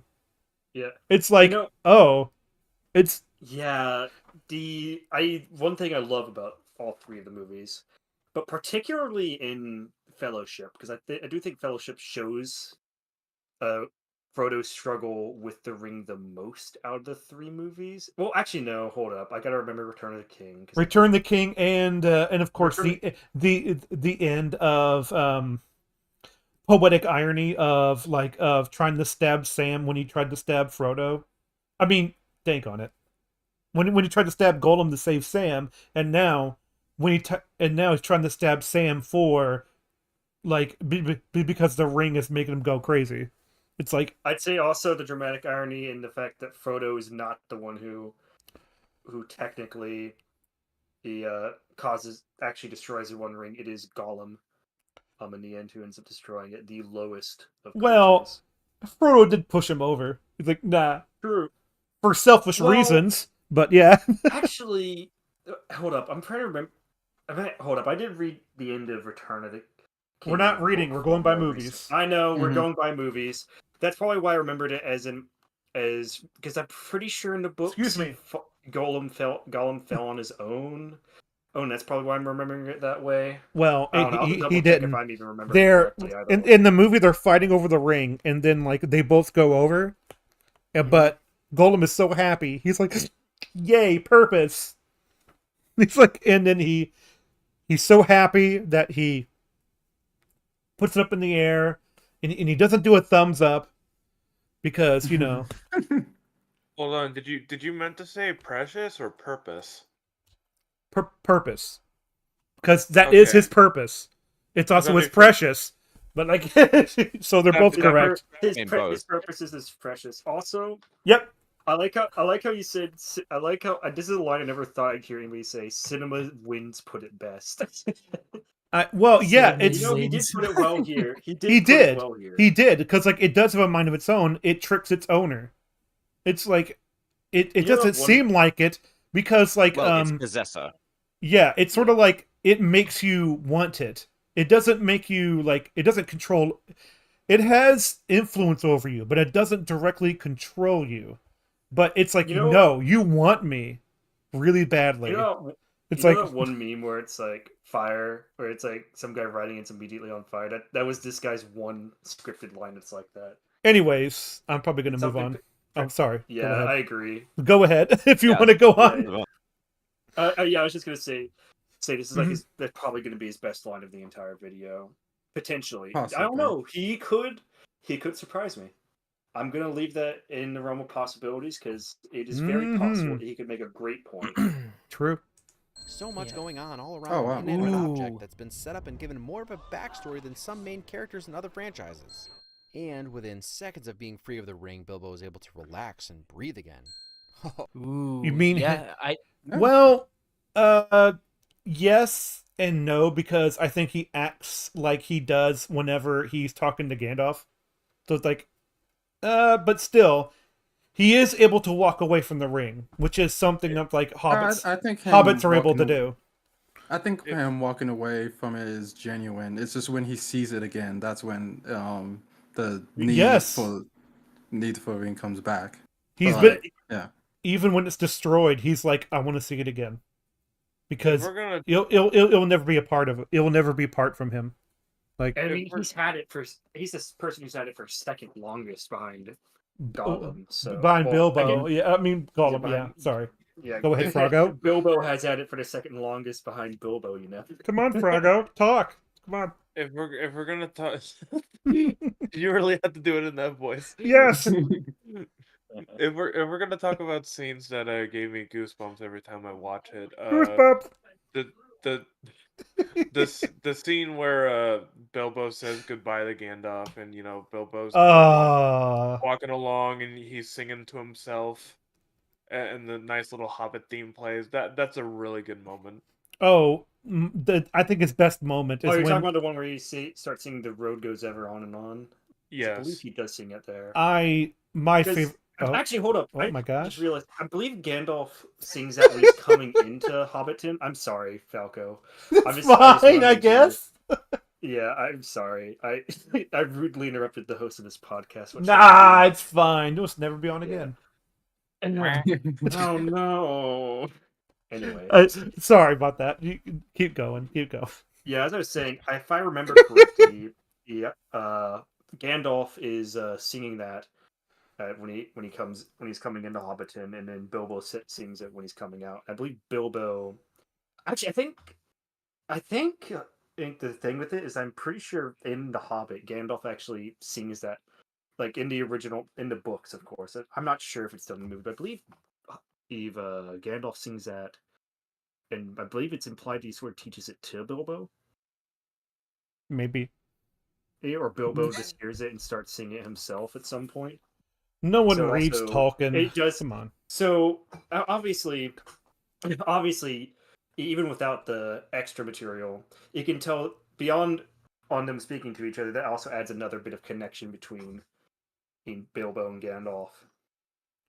Also, they both sing Mm-hmm. the same song when they travel. Yep. It's a nice bit. Yes, it is. And I, of course, I will drag this on even further by saying my favorite Bilbo scene will always be in Return of the King when he leaves, for the Grey Shores, and he's for heaven basically, and it's like I shall be the Undying Lands. He's like, I be ready for another adventure, and it's like, what an ending to this lovely character, and it's even sort of meta in a way, you know. So it's like, oh, that's sweet. Okay. Oh, such a subtle way for shortening the basic premise of the film. Someone picking up something while someone smokes. I know he's still talking about let's hear him out. Maybe he'll explain. I know. I'm just being a jerk.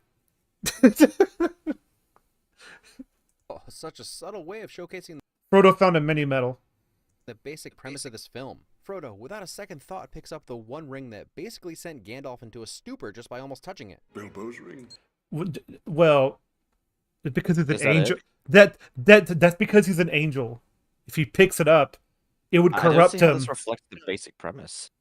Oh, well, I think what he says, like, Frodo has the ring while Gandalf schemes and researches. I think that's what he's getting at. It's like, okay. Yes, maybe. Yeah. Not exactly... Oh, sorry. You know what? You go first, Falco. You had something. No. I'm just going to continue. Like, but if you have something important to say, it's fine. It's not fully related. I'm going to be very brief on it. I was just going to say, I find it interesting how in the movies, it seems the research is only done throughout a few months, while in the books, if I remember correctly, it's like a good 10 years before Gandalf comes back, revealing to Frodo. I thought it was 2 years in the books. No, it's like closer to 10 in the books. Wow, that's a long time.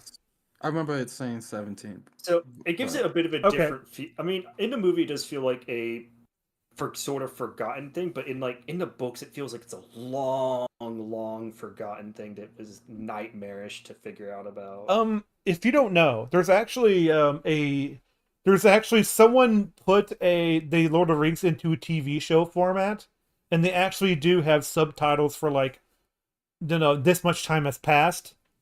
It's like, oh, that's kind of interesting. Like, instead of a full-length movie, they do it in, like, TV show episodes.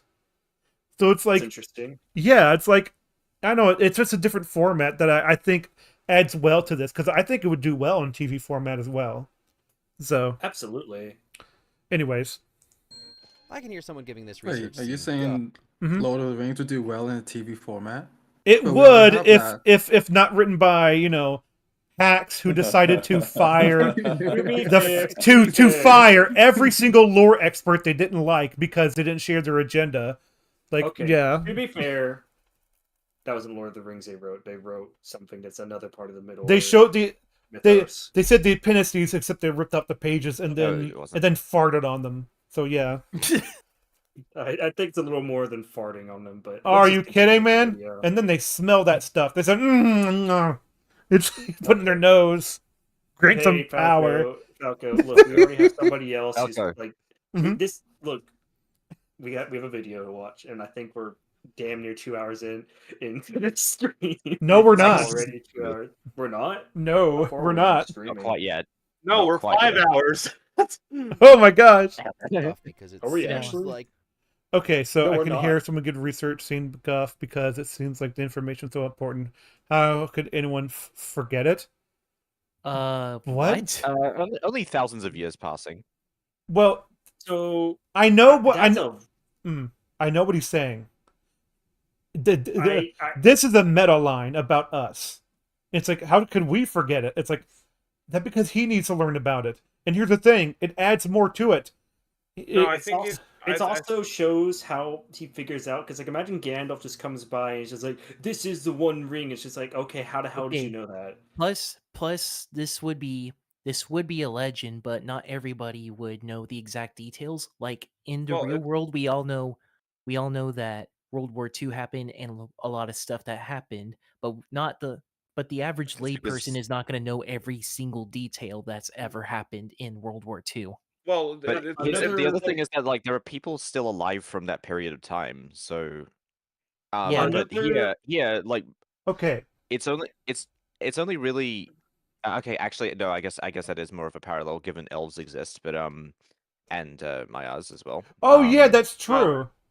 Well, it's simply that Hmm. Gandalf is simply reminding himself of these facts because not everybody's going to remember the facts for a long time. Sometimes they need to go back and remember it again, I'd also and kind of remind themselves, oh yeah, this did happen. What if he remembered wrong? Like also, that can happen too.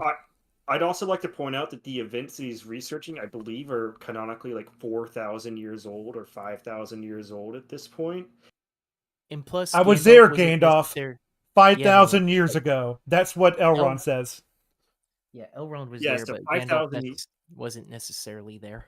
Yeah, like even if you've existed since that era, it might be a bit difficult to like think back that far. Like we're I mean, I know Gandalf isn't exactly human, Like- per se, but you get what I mean. Even for a being of his like, Also, it would be difficult to go through that level. He's not an elf, so it'd still be difficult for him to go through that level of knowledge and history and such. To think back to such events. Also, how those stories get passed down. Like some of them are lost, some of them are kept, and some of them could be write down lies about. From what I understand, like as well as like any other story. From what I understand as well, is that multiple empires have risen and fallen already, Mhm. and there's probably been grand archives destroyed, many grand archives destroyed. So Yep. you're going to lose a lot of history from that as well, where there might literally be only one record. And he does not share power. Yeah. Anywho, like it is incredible that like we know what we do about the Roman emperors, for instance. Mm-hmm. Like it's actually a miracle that much has been that much has been even uncovered. Oh, absolutely. That's because they knew to keep records, and also like we have records from their prisoners as well, and how they were treated. Like it also helps that almost every like European civilization that popped up around the same areas where Rome fell, sort of saw them as the greatest thing ever, and generally tried to preserve those things as well. Hold on, let's not get too far, like out of the. But the point is like the time scale makes it amazing that that's even remembered in any form. Mm-hmm. If this information is so important, how could anyone forget it? But I refer you to this. And for 2,500 years, We also watched the movie. the ring passed out of all knowledge. And Gandalf has spent most of those years filling up his head with other information. So even this isn't proof. No one is going to immediately assume that it's the One Ring, even if Gandalf knew Gollum previously had this particular ring. Add changing size to tempt current ring holder to the list of the ring's personality traits. So, filed under fun details I never noticed in the 347 times I've seen this film, Isildur's reflection in the ring. Oh, that's neat. What? His that's a neat detail.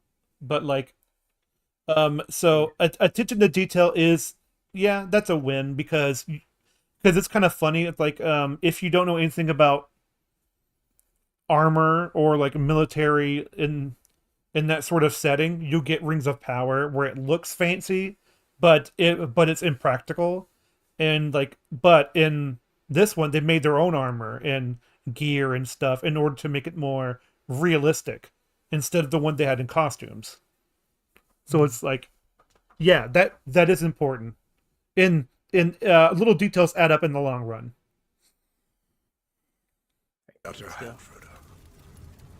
It's quite cool. Well, 17 years is plenty of time to cool off. Oh, no? Well, who knows where these time jumps went? But he was destroyed.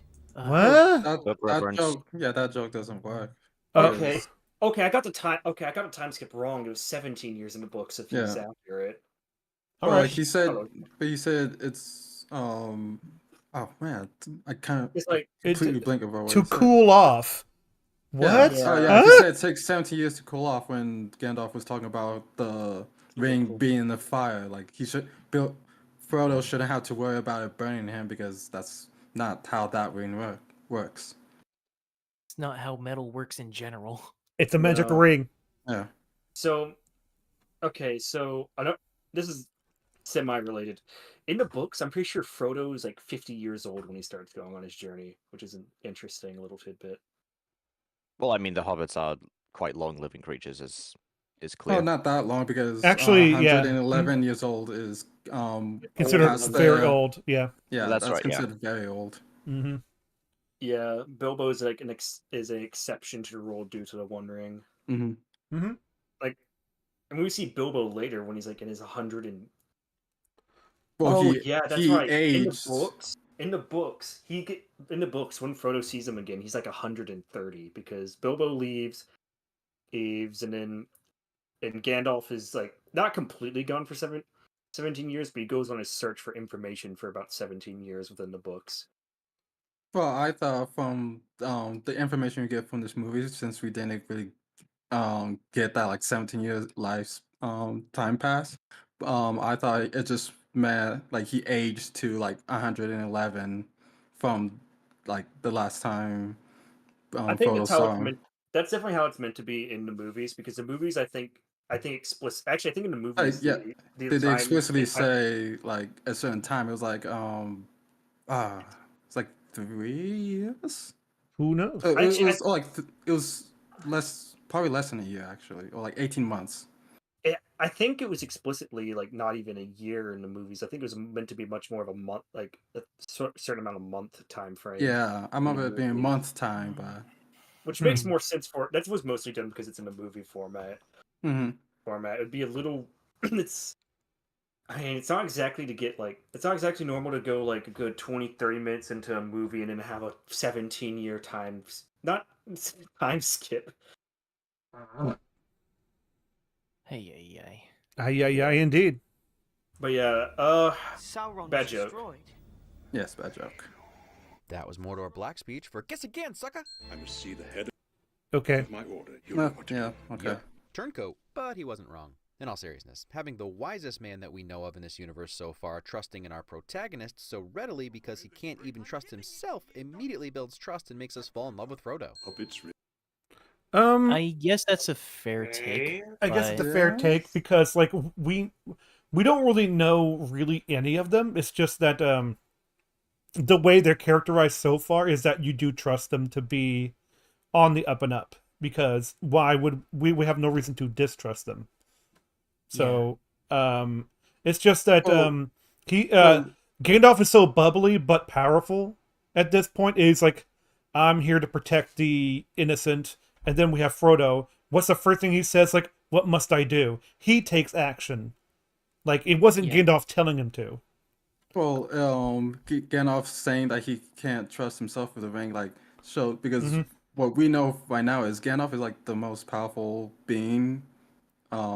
Well, like behind like the elves and, in the room, yeah, like in the room. So the fact that Gandalf like is afraid of this ring shows you the immense power of the ring. Oh yeah, and that he trusts Frodo, which is like if he were to take the ring, he would take over. Yeah, yeah. it's kind of subversive in a way, I guess you could say.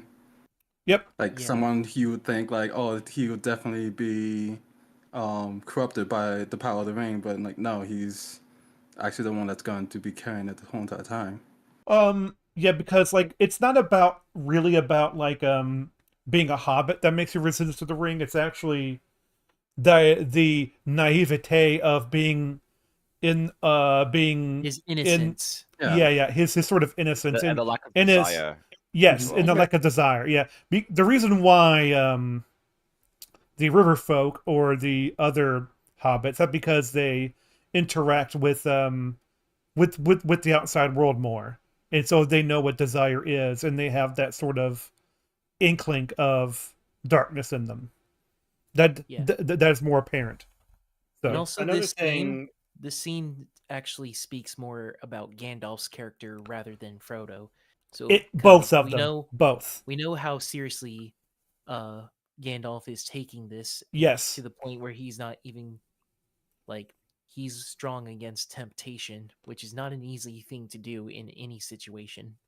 Well, I'd actually argue it's sort of the opposite. He's afraid that even if he touched it, he wouldn't be able to escape it whatsoever. Yes. So Yep. if anything, it would consume him. He'd be most. Yep. If he even touched it, he'd be most tempted to put it Oh, on. oh, absolutely. He even says it himself. Yeah, like in which is why he wants it. Which is why he wants to get it he wants it far away from him. He doesn't want it. He doesn't want to think about it. A subtle detail that that Cinema Wins could have mentioned is that he never touches it directly. Well, like in the scene where Gandalf was going to pick up the ring, even before he touched it, he saw the Eye of Sauron. He's like, back off. Frodo, He's like, whoa. Well, Frodo, he like picked it up, held it for a few minutes, and wasn't fazed by it. So Gandalf knew, okay, has to be the one to do this. Well, yeah, he sort of gives an inkling, but he doesn't tell him directly. He's like, it cannot stay in the Shire. No, it cannot. And so the implication is like, yes, someone in the Shire has to take it. And he's like, crap, it's me, isn't it? So Frodo, not skipping a beat, says like, what must I do? It's like, that really shows courage on his part. And here's the thing, he handles the ring quite easily. He's like, it's put in my pocket. No, it's not a big deal. Yeah, it's like, put it around his neck. Yep. In fact, throughout the book, throughout the movie, he arguably handles the ring the best. Well, yeah, it does. Until the Return of the King. Yeah. Yeah, of course. But like, and even in the long, of course, he's gonna like sort of break. He almost damn breaks. Of course, y'all. Yeah, actually no, not fully. I rescind my statement. He's the only of the characters in any of the movies to put it on, because remember, he uses that's not it. true. No. Well, in the first movie, at the very least, I believe he's the only one who puts it onto his his finger. Nope. Bilbo does. Bilbo does. That's true. Oh, you're right, Bilbo. Yeah. Okay, only characters other than Bilbo. So Bilbo and Frodo are the only ones who ever have it on in. Well, and Isildur, but like, I don't know if you're counting that. He's dead. I'm not counting flashbacks. He's dead. He's dead, and he already suffered the consequences. Dead as a door now. Like, anyways. Really are amazing creatures. They can still surprise you. And then he just comes right out and says it. Nothing important. That is, I heard a good deal about a ring and a Dark Lord and something about the end of the world, but honesty. A journey. Honesty? I like Sam. Oh yeah, that's the thing. It's like you could have added like I haven't dropped a no E, sir. Honest. It's like it's really good line. Yeah, no, and then it's if you do not like Sam as a character, you are not worthy of You're not attention. human. You're not human. Yeah, I don't. Yeah. There's no context where I could see somebody disliking Sam. He's like. She's salt of the earth. He's really guy. Hold on. What? Oh my. Unless you're just What? can think I that know he's gay. Ficus is me. I know. Oh, Ficus is memeing. I mean, He's not gay. listen, I know that for a fact, but we don't have to say it. And the thing is, though, it's like Sam. You could have you missed an opportunity. I think, Mr. Wins, because you could have said is he trimming? It's like he must have noticed something about Frodo. He's like, wait, what's going on in there? And then he went to go spy on them, and then he lies and said, I was just trimming the herd, this late at night. It's like, no, you weren't. It's just like, you liar. And so he decides to go along with them, and I think he would have done it anyways without being threatened. And everyone kind of knows that. I mean, so considering it's his actions later in the book. Or later in the movies and books, of course. Certainly. And yeah, so a journey beginning montage fast away to show out the ridiculous beauty of Wait. I mean Middle Earth. New Zealand. It's okay to call it New Zealand, okay? It's fine. I mean, he's not wrong here, so we can kind of give him this one. Journey beginning montage is the fastest way to show off the ridiculous beauty that is New Zealand, I mean Middle Earth. it'll be the farthest away from home. I've ever been. Oh, Sam. I don't have much to say about you in this film, but you'll get your moments going forward. Still. What? What? Boy! You don't have much to say about him in this film. I don't have much. There's a lot to say about him in this. There is so much to say, even in the theatrical version. He says here that this right here is a huge defining moment for Sam. So, yeah, but the idea that he lacks character or whatever. I don't know if he says like he didn't say he lacked character. He just said he had much to say. Which he didn't have much to say. I'm like, that's a wow. Major. To be fair, correct. He doesn't have much to say about a lot. Human. Hold up. To be fair, Cinema Wins doesn't have much to say about a lot. Real. Oh. Yep. Ding. Ding. So he's if anything, he's just stating the obvious about how he approaches movies. Well, it's all about like I don't know. To me, it's toxic positivity, being positive no matter what. It's like yeah. I don't even know why he said the latter half of that because like. Yeah, it's kind of true. Like, why just stay? This is a huge defining moment for Sam, and I do agree because, like, a half. I agree with that. Oh, I wholly agree with him saying that. I just don't get why he says I don't have much to say about you in this film. It's just like, first off, how? Isn't I gotta know that. Isn't Sam the one that prevents Frodo? Yes. When he and Pippin. Yes. When those two and Pippin and Merry are being hunted by the ringwraiths.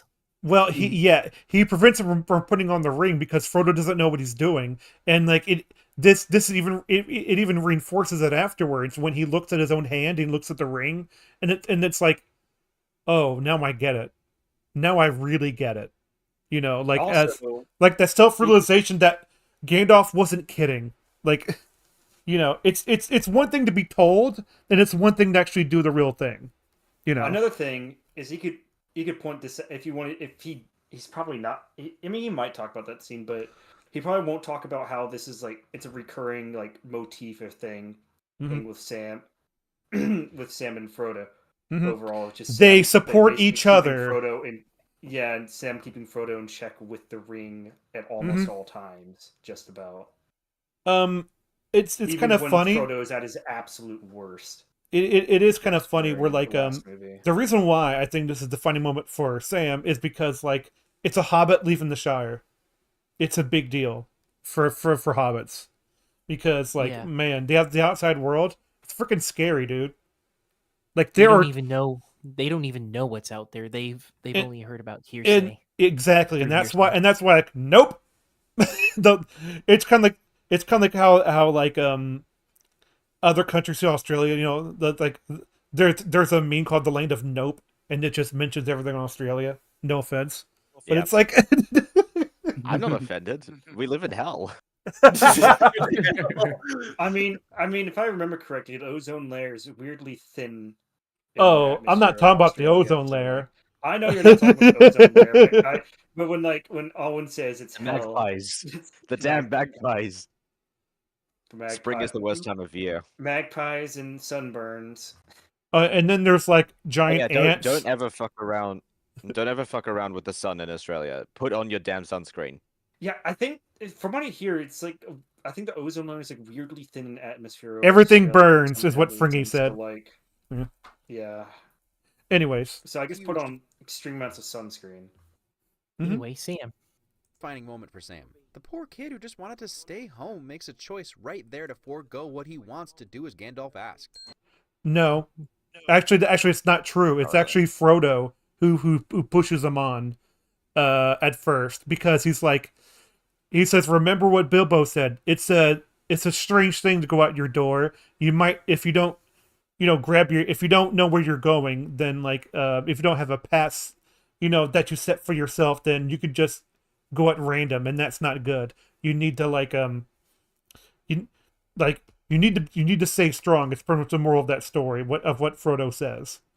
It has nothing to do with Gandalf. Yeah, no. Well, it kind of does. It does, but not at that moment. Hold up. Yeah, at that moment too, because Gandalf told him to keep an eye on him before. Oh, like, yeah, that's that was, true. Yeah, that was Before- after Gandalf left for Isengard. Isengard, yeah. Yep. You are Before correct. we continue but playing, it's kind of funny that I know what you're saying, but I don't think the reason why Sam is going that far in the first place, but it takes Frodo to push him over the edge of like, we need to keep going. So, yeah. I would say both Gandalf and Frodo, but like, I agree with probably mainly Frodo. Mm-hmm. Yeah. Before we keep playing, I'm gonna make a prediction that he's gonna make a reference to Count Dooku in this one. Good prediction. I think he's gonna make a metal band, but either Count Dooku or say something about Dracula, one of the two. Oh yeah, good one. Hammer Films, of course. Let's see who wins. Hollow 1. Mountain of Doom. Indeed. I've always loved this shot, but now as a slightly more informed movie viewer, I realized that Jackson created a fun combination of a J-cut, where the audio for the next visual overlaps the current visual, that only really works with, well, magic, as if Saruman is projecting his voice into Gandalf's head as he approaches. What? Okay. I'm confused. He's saying he likes the shot. He likes the editing. Yeah. He likes the cinematography. But then, editing. But it implies the idea that Saruman was projecting his voice into Gandalf's head. Because there's no way he would have heard him. Oh, yeah, no, okay, that's fine with me.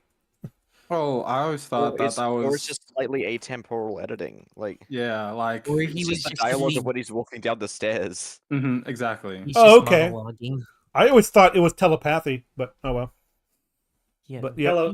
I've never heard anybody pronounce telepathy as telepathy until just now. Telepathy. This has made my day. Yeah, no, it's weird. Nah, I said that on purpose. We speak English here, where the emphasis is on the third last or are syllable. Are you doing a Schrodinger's idiot now? Yes. I was only pretending to be retarded. I'm gonna accuse you of being a Schrodinger's idiot. Seeking my counsel, Saruman. That is why you have come. Your love of the halfling's leaf. Whatever. He give a win there. I just don't care. I'm assuming... I think it was just related to the previous point. Yeah, whatever. I'm just assuming he gave it a win for I forgot Saruman's performance. I forgot his real name. Christopher Lee. Yes. Anytime I need a name, like the name just like Saruman's a real person. I know, but anytime I need a name for like an actor or something, the names literally just vanish from my head right when I need it. So understood. Do you want to rewind, Falco? Sure. Right before the ding. Saruman is projecting his voice into Gandalf's head as he approaches. Seeking my counsel. Okay, it's definitely ding for that. For that is yeah, why it is. You have come. Your love of the halfling's leaf has clearly. So, hold up. Yeah, you smoke that much fine weed and your mind is bound. What? You smoke that much fine weed. Yo, man, why didn't you bring me some Gandalf? You holding? Come on. So, I was gonna mention something about about the previous ding. I thought is like initially I thought he gave the ding when he said "come." You've been away. It's like come ding. What did I miss? Nothing. The weed jokes. It was just a weed joke that was actually funny, which is unbelievable. But those two masters thespians on screen together. Okay. Well, I mean, it was just riffing off a joke that the movie was making, so. Slow. But True. These two master thespians on screen together? Slowly, Saruman reveals himself while also trying to convince Gandalf to flip sides. Yeah, it's actually really cool. It's a big cool of like storytelling. Hey, don't tell me what to do. I will. I said it to you to keep going. He starts by reminding him he's superior. And yet you did not have the wit to see it. Then talks as if he's in awe of Sauron rather than fearful. His gaze pierces cloud, shadow, earth, and flesh. And then shows how convenient using dark forces can be to gaining knowledge and power. Ha! Never noticed that, logically I guess you could say, the reason Saruman can make Gandalf spin in place like this is because he's using both staffs. One to hold his head in place, the other to move his legs. Sure. Oh, Yeah, that's actually pretty cool detail. That's a Yeah. cool detail. But unfortunately, he missed a cool detail of like Saruman's like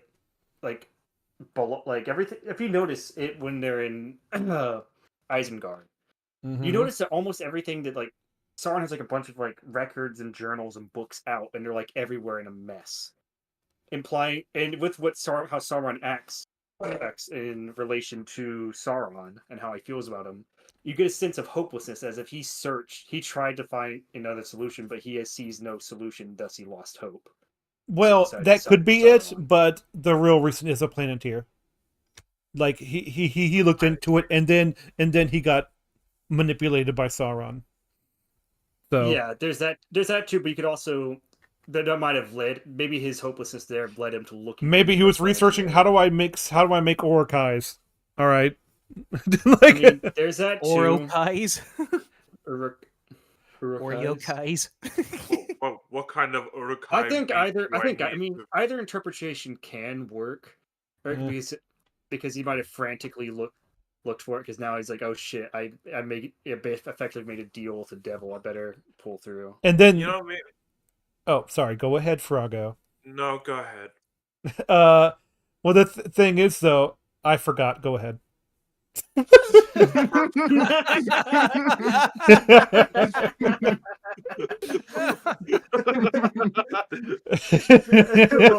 Froggo. Forgot, go ahead. Oh man, I'm like, Froggo, you cannot catch a break. Jeez. All right, for real, just go. It's not his fault. It was just gonna be a stupid joke. It's fine. No. Go ahead. Tell your joke already. Don't fold. You see that? You see that counter? It's 69 now. You better tell a good joke. Nice. Oh my god. Okay. I was just gonna say. You never know what Saruman is up to. You know, maybe he's just trying to plan a cooking show with the Urukai. You know, and cooking show. This is how you mix in the weed with the brownies. All right. You know, now that you mention it, a lot of that sludge they show later in the film does look like brownie mix. No. It looks like mud pie. No, wait, guys. Urukais are made of brownie mix, confirmed. Brownie mix. It's like... It looks like brown... The handprints on their faces is powdered sugar. Are you bringing out the Urukai so you can build your army? No, I'm just trying to get the brownie mix off of him.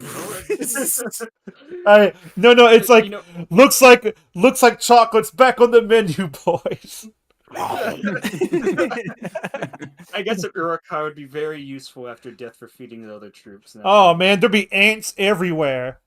Yeah, it's like I like to imagine they're all consuming nothing but brownies, and they just come to the battle all fat. No, you see, there's only one of them. It's like, oh my gosh, that's not an army. Fat. That's not an army. It's just one fat one. I don't know why. I just imagine like fat Sauron on like a motor scooter or something like that, charging in the battle. like he's movie Bob and Joker. I got you now. It's like charging with like his mace, just charging. Just like I just imagine, it's like Walmart motor scooters with like a basket in front. I just imagine him with that, with like frozen pizzas in the front, charging into battle. I'm gonna be really disgusting, but you know when they call on Grot in the Minas Tirith battle, like the battering ram, that like instead it's like this big fat orc. Like Grog, and said like and so in order to push him back and forth, he goes forward and he farts like, brr, and so he's like, oh man, and then he keeps swinging back and forth like, it's like, oh no. That would have been a way better plan than what they showed in the film. And then they turn it around like, okay, release the flamethrower. So Gandalf, you have finally met my strongest Urukai, Boogie. Boogie. All right, so back to a more serious point. I'm also surprised. That was all serious. How dare you? I'm surprised how I mean, maybe he'll mention it afterwards, but I'm surprised he didn't mention how Saruman becomes more and more disheveled as the scene plays out as well, especially when he starts mentioning more and more things about Sauron. I have no as idea, well. but I had completely that's forgotten what he definitely said. an Are you talking about like before the fight? Yes. Yeah. Before and during, when he is like, even when he initially starts fighting, I think he does become more. He is at weird angles, disheveled so I'll for say sure. that. Yeah. Well, also his hair becomes more frizzy as well. It becomes less straight and becomes more unkempt. Dang as it, it now goes on. I'm just imagining Saruman as Wonka in a Saruman? Oompa Loompas. Sorrow. Oh man. The next, Saruman. the next, the next Mega Man boss, Saruman. And this is how we make our eucalyptus trees. Sour Man. Oh my gosh. Sour He's Man. made of sour. You know, you know how in the books he says I'm Saruman of all colors? He's now Sour Man of all colors. Sour He Man is of of all- all flavors. Um, Sour Man of all flavors.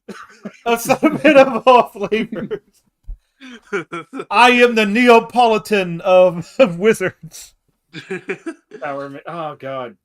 Anyways, Oh. let's continue before we go down the ice cream road again. Shortcut to what? Mushrooms. Now the hobbits are referencing the books they were written in. First, What? Hold on. Sorry, I just Whoa, what? one to hold his head in place, Yeah? the other to move his legs. A shortcut. Shortcut to what? Mushrooms. Now the hobbits are referencing the books they were written in. It's a reference to a chapter title in the. It's a Oh. chapter title in the first book. Oh, where it's called okay, Shortcut to okay. Mushrooms. Boo. Suddenly, what were you gonna ask me? I meant Ichigo for the wires of reference. Oh, okay. Yeah, sorry. Hobbits are It's all referencing the good. books they were written in. First, Dolly Zoom, a very Hitchcock version with no subject. Second, the way the story lulls you into a sense of security with fun and no stakes. No. Okay. Well, I wouldn't say no stakes because there are stakes. It's just that they're low because it's just a farmer looking after his crop, and he has a sickle. There are stakes. He farmed cows.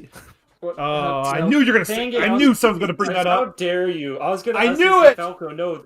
Falco, I was gonna say no, Falco. There's no stakes. I don't see any. Or Falco, I don't see any sirloin. I don't see how there's any stakes. But I'll take part of your ribeye. Like, oh no. Ribeye, sirloin. We filet get our mignon. we Anyways. make our steaks from Ura cows.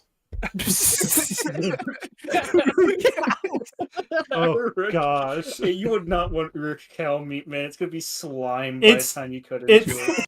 It's mixed with cows and other cows. You're Mutilated. gonna like eat it, and it's like gonna be the most disgusting thing you've ever tasted. My milking or a cow. You know that one? Hold up. You know how that one Gumball episode where like they buy No. a bunch of they buy a bunch of clearance items from like a supermarket and they all rot the moment. Oh packaging's yeah, open? I remember That would be that, the yeah. meat of a Rook cow. You like get it, you like butcher it, and it's like already rotten. Freaking zoomers. Yeah, milk in one of those is gonna be Oldest like vegetable. the cow in Rings of Power when. Oh, yeah, the black goo. Yeah, and then black goo came out. Like that. It's like it looks like milk is back on the menu, boy. it tastes like licorice. Yum. It's got like the body of a skinless cow, but the head of Lurtz. Oh god, that's disgusting. Anyways, let's move on before like our 2 hours are almost up. Okay, yeah. Oh, no. mushrooms the week before. Yes, Pippin. My point is, he's clearly overreacted. And then swiftly pulls the rug out from underneath you. Even the insects and arachnids know to flee from the Nazgul. Yeah, true. Sam to the rescue. And then to... Oh my gosh, you're so bad at this. He gave it 2 wins for Sam. I know. My hate is starting to pass with this guy, He and was instead not- my hate is directed towards that fucking ding sound. I hate the ding sound too. I don't like it. If it helps you, remember that he put the ding sound in there. And also, he Sam wasn't worth talking about in this movie. Yeah, He's I was giving him gonna bring that up. He said Yeah. he doesn't have much to say about Sam in this movie. There's plenty to talk about him in that scene. There's plenty you could bring up. You could bring up how it. You could bring up how It's one of the foreshadowing. beginning parts of showing it consistent. Yes. Wait.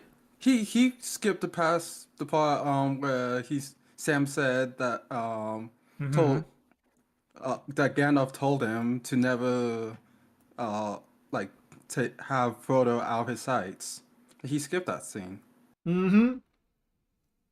And that's in the theatrical release as well. Well, you right? see, He's using theatrical. Oh, I keep forgetting about that. You have to make it 30-minute video. You can't make it extra. What? Come on. Owen's having issues with his microphone. No. It should be good now, but sweet. I was trying to make commentary for like the past 3 minutes. Well, okay. Is there anything you want to say? What about the cows? Do you want to say? No, it was most. what Actually, about it wasn't the really commentary. More cows? just jokes at Frogo's expense, but Those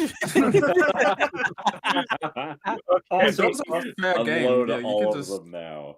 you can just unload them all right now. I'm gonna turn you guys down. Okay, All I right. remember the last one, which was I wanted Falco to add the ding to the soundboard so I could torment Frogo. No. Even no, that would torment me. Like, so I'm like, So it's a win-win. I hate that ding sound. Freaking Frogo. And here's the thing: whenever I make a ding sound, I always properly level it. So it wouldn't be ding. Oh my gosh! Please. What's up, Crow? What did you want to say to me, Crow? Ding. Okay. That's less annoying because it's with your voice. So. Ding. Oh. Ding. That better? Okay, don't say that again. Stop. You could be like Apollo Creed. Ding ding. And oops. That was an accident. Moving on. To nail home the danger, we cut to Night, implying they've been playing. I'll tell you that was hide and very seek all intentional. That was afternoon. not accidental. I mean, yeah, that is something you sort of miss when you're enjoying the movie. It's like, man, they've been doing this for a long time. It's like, yeah, that's kind of true. But, that's an observation notice. That's not really helping. It's like, so oh my gosh. Hobbit viewing window. Oh my gosh, I knew I was going to say that. I was like, yes, of course, because Bree is next to Hobbiton. I mean, the Shire. Dwarves might visit there too occasionally. Yeah, hobbits aren't the only small people around. You gotta I never treat noticed the how dwarves well. RPG-ish this movie got from time to time. Traveling the country, having adventures from town to town. Where do you think D&D comes from, you Nick and Poop? Hold up. Where do you think fucking RPGs come from, you matey? Yeah, exactly. You dingus. Tabletops. Wait, are RPGs based on this book? Tabletops. Oh my gosh, it's a joke. Remembering a simpler time when very few... Yeah, look, it's Peter Jackson. Few of us even knew what Peter Jackson looked like. It comes in paints? Few things here. I love the way the Prancing Pony is portrayed as this dark and scary place. Everyone is shot from a low angle. Okay, I'll let them go. Look like giants, some of them literally walking on stilts. And it's all because we're seeing this human tavern from the Hobbit's perspective. Yeah, that's the point of the angles. It's a stressful situation for them because Gandalf's not there to meet them. I'm also surprised he didn't mention how that's what he's what he does. praising, mate. Like another thing that he doesn't mention is there's literally a scene where it's like showing it at a low angle. It's not only that; it's also the way that guy is drinking with little care, letting some beer drip down his beard like the little disgusting person. Oh yeah, they're drunk. Like they don't care. It's like whatever. The only one not stressed right now. It's a guy smoking. Pippin, because he's Pippin. He's not always bright enough to know when he should be scared. Well, it's not. I think we should. It's not. Okay. I think we should give him this because he is right about this. Oh, he's right, but there could be more to it. Is what I mean. Did he mention anything about the fact that Gandalf is also? They can't seem to see. They haven't found Gandalf yet as well.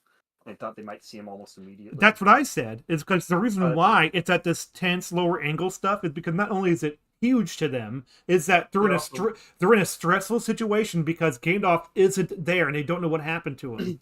Another thing is you could also see as them like looking for Gandalf and they're like frantically searching. That's like looking around. I mean, that's giving away their position. That's a good point. It's like, well, the innkeeper hasn't seen him. It's like, daggone it, It's like they're frustrated, they're stressed out, they're all these things, and then Sam notices, who's that guy in the corner that keeps looking at us? Like, The only one not stressed right out of their gourd is Pippin because, well, he's Pippin. no, like well, here's the thing. That's both their characters. Really, is that they're coattail chasers, as a Armored Skeptic says. Like, well, they're both more adventurous than exactly Frodo and Sam. Well, yeah, they're just in it for the ride. They don't realize how. They do realize how serious it is, but they're like, "Oh, kidding! This is exciting." It's like another thing is that at this point in the story, they haven't gone. Well, A, they haven't really gone through their character growths yet, and B, at this point, they're very much more happy-go-lucky sort of types compared to how they are later on. Oh yeah, when they get their major bits of growth. Yes. Now, even then, they're still, to an extent, happy-go-lucky. It's just they also know how to take things seriously as well. Especially when, like, I think Gandalf being killed definitely made them more like, we need to just we need to do stuff more seriously. Is Gandalf being killed, and then they're meeting with the Ent, Treebeard? Yeah. Well, I think it's they're in aim on him. They're like, hey, we need to hide and not get in the way. But instead, they do the opposite. They're like, let's use our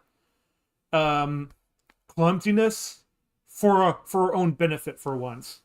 I mean, for someone else's benefit for once, instead of against them. So it's like it's very clever that way. You could argue that I believe Pippin was the one who knocked down on the fucking thing. That you could argue that he's significant in. Well, I mean, we know Gandalf isn't dead, but you could argue he's very. No, he did die. Integral. He just reincarnates as another person. Okay, but you could argue that Pippin is integral to Gandalf's death due to his slip up in one segment where he knocks a bunch of shit down a shaft. Oh well, yeah. Anyway, he's not always bright enough to know when he should be scared. He's over there, Frodo Baggins. Round here. To be fair about that scene, he doesn't know that like he shouldn't call him Underhill because Frodo didn't tell them.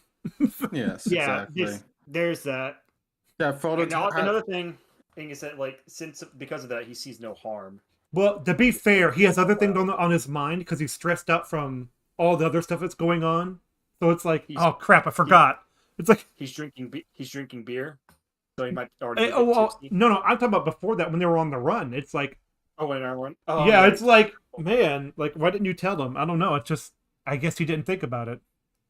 Well, I don't think Frodo even told him about. He should have. I think he should have. Okay, I was talking about for like why Pippin said it out. I was talking about for why Pippin said it out loud. He's no harm already drinking beer. He's drunk. Yeah, that's true. Well, maybe not even drunk. Maybe just even a bit tipsy. Because it doesn't require a lot. You just need to be tipsy to start slipping up a little bit. Oh, he doesn't have to be tipsy or anything. He could just be like sober and stuff. Like, but like, that's just true. It's just something he says. You could be easily talked into it. Yeah.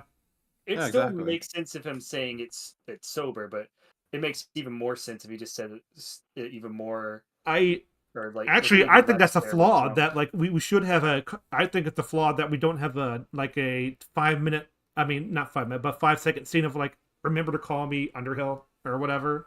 It's like, yeah, okay, and then he makes a mistake. It's like, I don't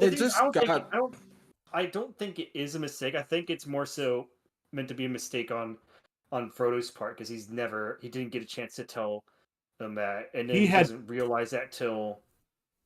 I think he has plenty of chances. It's just that it's not a priority at the moment. Well, like they just got into the bar. The barkeeper asked him for his name. He said Underhill, and then a couple minutes later, Pippin realized that there was the beers come in pints, and then he left. Yep. So Frodo didn't really have time to tell him, "Hey, this is my new name. Call me this from now on." That's also true, but it doesn't take much coaching because like, holy crap, it's a Hobbit, and they're like, do you know a Baggins or something? Because that's the only famous Hobbit they know of. And they're like, oh, of course I know a Baggins. He's over there. It's like... Also, I just realized something very big, and that's the fact that we Ah! finally made it. We finally made it over 10 minutes. Yeah, I know, right? That's Yeah. crazy. So I guess we're Yay. gonna make this. I'm gonna guess we're making coverage of this like a two-parter if we want to. Probably, I don't know. Maybe. I think I think I get the point of the video. I still think this is better than Sin's, because Sin's early video on this is not very good. This at least has points. I feel like if we want to compare Sins and wins, we have to compare Sins in what should be his advantage camp, which would be a bad movie. No, it's don't worry. I'm just saying it's like if you're gonna be wrong or right, you should be correct. And here's the thing: when Cinema Sins is going through it, he wasn't correct. Like, but to be fair, it's one of his earliest videos when he did like 4-minute videos. It's like, oh, it's not good. Ooh, you don't know he's important yet, but his name, Strider, spoken over his face, being illuminated only by his pipe ember. What? I don't Would you like know. to substantiate? I Okay. disagree.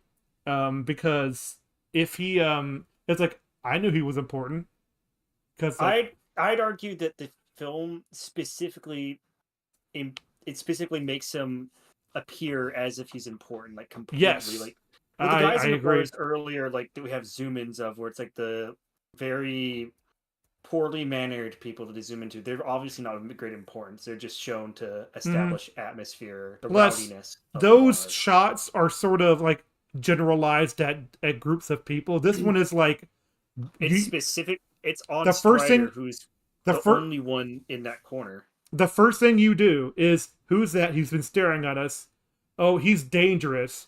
People call him Strider, and then it shows him alone. It's like these three things let me know that's like he's definitely important.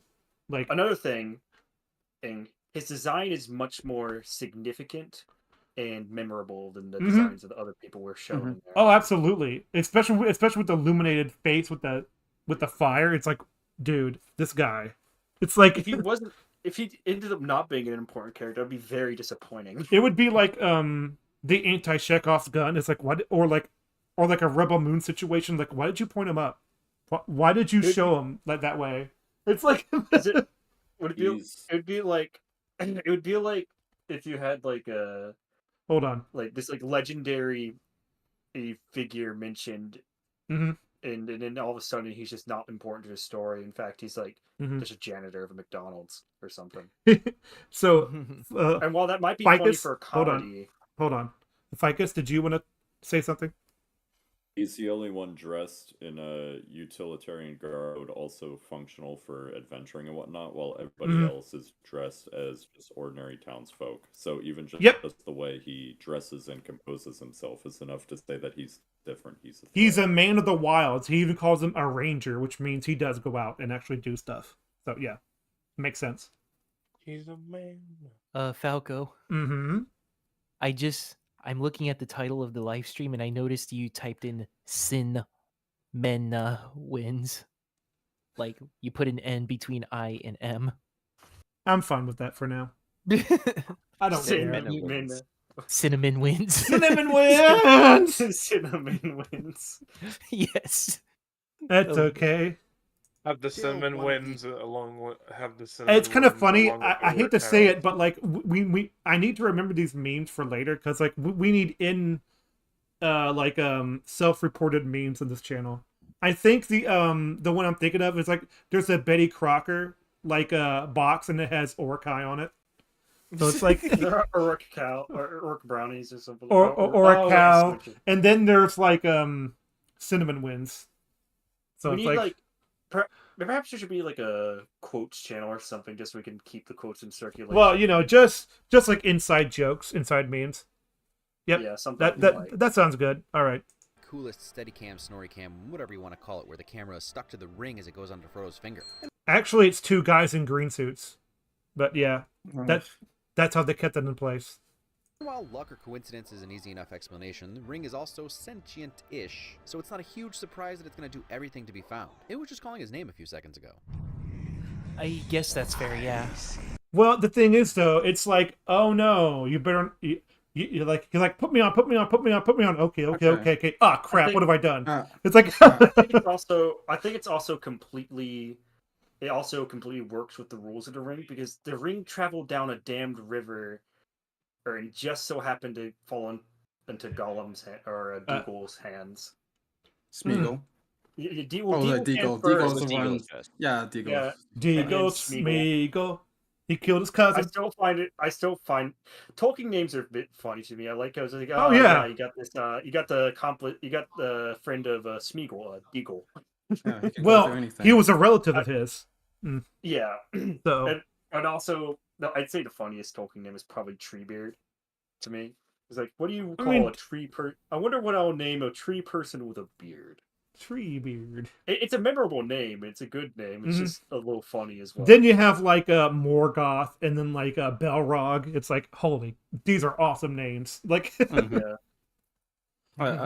Another thing, I don't know if this is fully intentional, but I do like the similarity in names Saruman and Sauron. Oh yeah, that is. They have very similar rings, and I believe it's intentional to sort of be a, I guess for lack of a better term, a meta foreshadowing. In that Saruman isn't exactly good. Well, I don't know. I think it's just. I don't know. I can't scan Tolkien's brain. Yeah, because he's dead. But he did write a lot of. He did write a lot of letters though about what he meant by writing in his work and what everything meant. Because first thing about Tolkien, if you want to understand how he intended to write the work, throw out allegories. Tolkien didn't like allegories. He explicitly stated that. Well, it's kind of funny. I think he does have allegory in his work, but to an extent, but it's not like a great allegory for for a social cause. It's not social allegory for like some people thought. Except World War One, like Lord of the Rings trilogy was meant to be some allegory for like World War II, I think. World War One. Tolkien was like, no, World War One. At least some have said World War II even, and it isn't. Like the greatest he'll go into allegory is like say in The Hobbit, where it's like where the message is meant to be greed of man. And pretty much greed of man corrupts.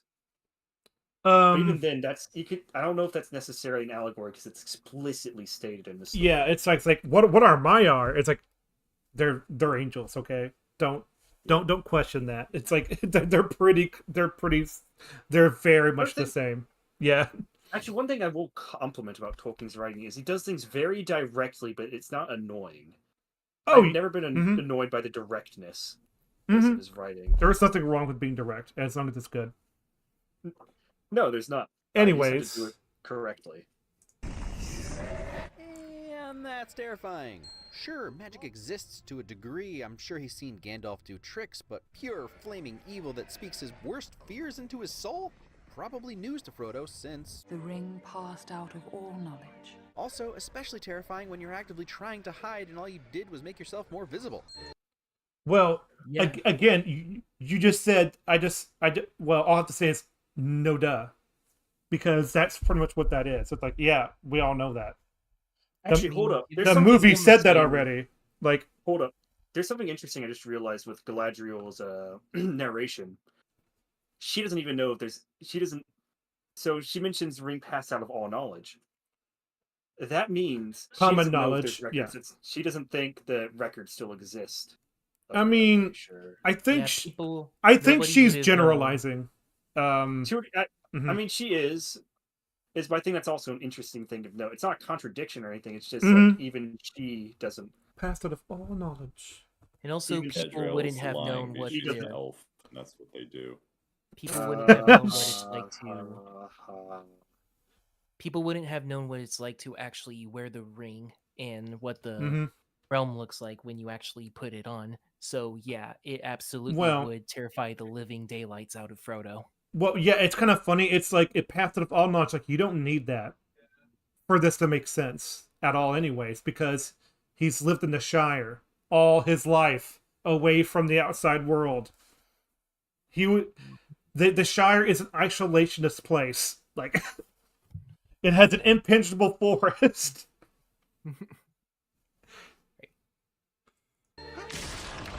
No! Brutal. Another amazingly composed and framed shot of the swords entering one side of the frame and exiting the other. Okay, why is that impressive? Give me details. Like, just once it's cinnamon wins. yeah, cinnamon wins. Cinnamon wins. Ironic. Cinnamon is supposed to have spice, yet cinnamon wins does not. I find it interesting that he doesn't mention how the Nazgul move. Mm-hmm. They move like very. They move very stiffly. Ethereal. And they have their swords in a stiffly very and in position. order. Like, yeah. Yeah. It's almost as if they have very little agency. No. I find it. Well, I don't see it that way. I see it like a they move with purpose. Like it's like they have agency to get to the ring because that's all they are now. It's like they're slaves to its power. It's like that's why I said very little agency. They could probably change it in ways. They could probably decide how they follow Sauron's orders, but they can't really. They can't deviate from not following what Sauron wants at all. No, because they are completely under his power when they became the Nazgul. It's like it you don't have any more free will. Men, great kings of men. They are the Nazgul, ring wraiths. By the way, I'm Strider. They call me Ranger. Sometimes Elisar, but also my name is Aragorn. This is another one of those. What? What? What does that have to do with anything? It does nothing. That's really shitty. Hey, I know what he's trying to say. There's a good joke in there, but he fucking flubbed it. Well, the thing is, though, it's like, yeah, famous people have many names. Minute. Wait, he passed up Sam barging through the door with yeah, he did. Oh, what do you mean? He has little things to say about Sam. That was a great scene from Sam. Yeah, and it shows his character. It shows all their characters. It's like he's the first one up, and not only that, it happens again. It happens again on Weathertop. He's the first one to say, "Back, you devils!" Like, yeah, and Sam came face to face with a man with a sword with just his fist, and he was willing to like have him. at you, long shanks. You know. Yeah, exactly. Dude, I bet Samway stands absolutely hate this video. I know because I'm one of them. Oh, I can tell you right now, I fucking hate this guy. Wow, I don't hate him. But, like, man, like, I have distrust, but I do not hate. Yeah, that's fair. I don't... It doesn't help he aligns himself with bread tubers. It's fine, Hey, it's look, fine. look. He didn't have a lot to say about Sam. Yeah. There's a great reason why the Bible says hate the sins, not the sinner. His fucking giddy attitude every time he talks about a scene, it's just like, oh my god, Strider is lighting his fucking smoke pipe. And it's illuminating off his face. So cool. It's like, shut the fuck up already. Jesus Christ. You're too positive. It's kind of like you know, again, like I always use the analogy. It just reminds me of like those like people on Facebook who have to remain positive no matter what. So every day they'll have like a gif of like "Good morning," or like "It's Sunday," "It's Wednesday," "It's flowers everywhere." It's like, oh my gosh. This is the type of guy who fucking comes into the room and you're like half awake and you're eating your cereal, just kind of trying to wake up, and he's like, "Good morning, how are you doing?" And it's like, I will fucking shoot you. Get out of my face. You ever see Office Space? Like the Kool-Aid Man. Oh yeah. You ever see? Falco, hold on. I have a really good one because like, you ever see Office Space? I have not. Okay, No. so there's a joke in there where it's like there's a really happy woman who comes into work every day and she's Pippi and she says the same things over and over, and then when she notices the main character having a bad day, it's like, oh, someone's got a bad case of the Mondays. It's like, and everyone wants to punch her, and they so it's like. So, Falco, when you mentioned like there's people like overly positive people on Facebook who Yes, you know who I'm talking about. This is like the first thing I thought of are like minion gifs. Now, this one's probably a meme. This one's definitely a meme. I can't see it because I'm on the video. Oh god, yeah. He's the exact type of guy to post that. Oh gosh, yeah. Yeah. Hold on. Except this one's definitely meant to be ironic because. Oh yeah. It's one of those like granny memes. like Yeah. boomer Yeah, things. I don't think a granny meme would include anime characters. True. They don't know what it means. They think LGBT means like lasagna, like whatever. LGBT. It's like, oh boy, lasagna. The lasagna community. Speaking of speaking of granny memes, they're all there's orange. like this is No, no more. I love the schizophrenic ones like this one. Dang on it. Now I got to go back and look at it. No one else can see it though. We're talking about. Oh yeah, it's like just put as many heart things on it as That possible. is like so late 2000s. Oh, you kidding? Like, yeah, there are. Oh man, never mind. I mean, we really need to continue. Okay. Yeah, So, as I said, very off topic. This is unnecessary. yeah. So, anyways, How did I miss this before on my 766 viewings of this film? But I guess I just didn't care or maybe wasn't looking, but there's Bree in the background. Simple stuff. That oh makes this film yeah, so well. I've actually never noticed that, but still, I guess that is a plus that they came from a town and they're leaving it.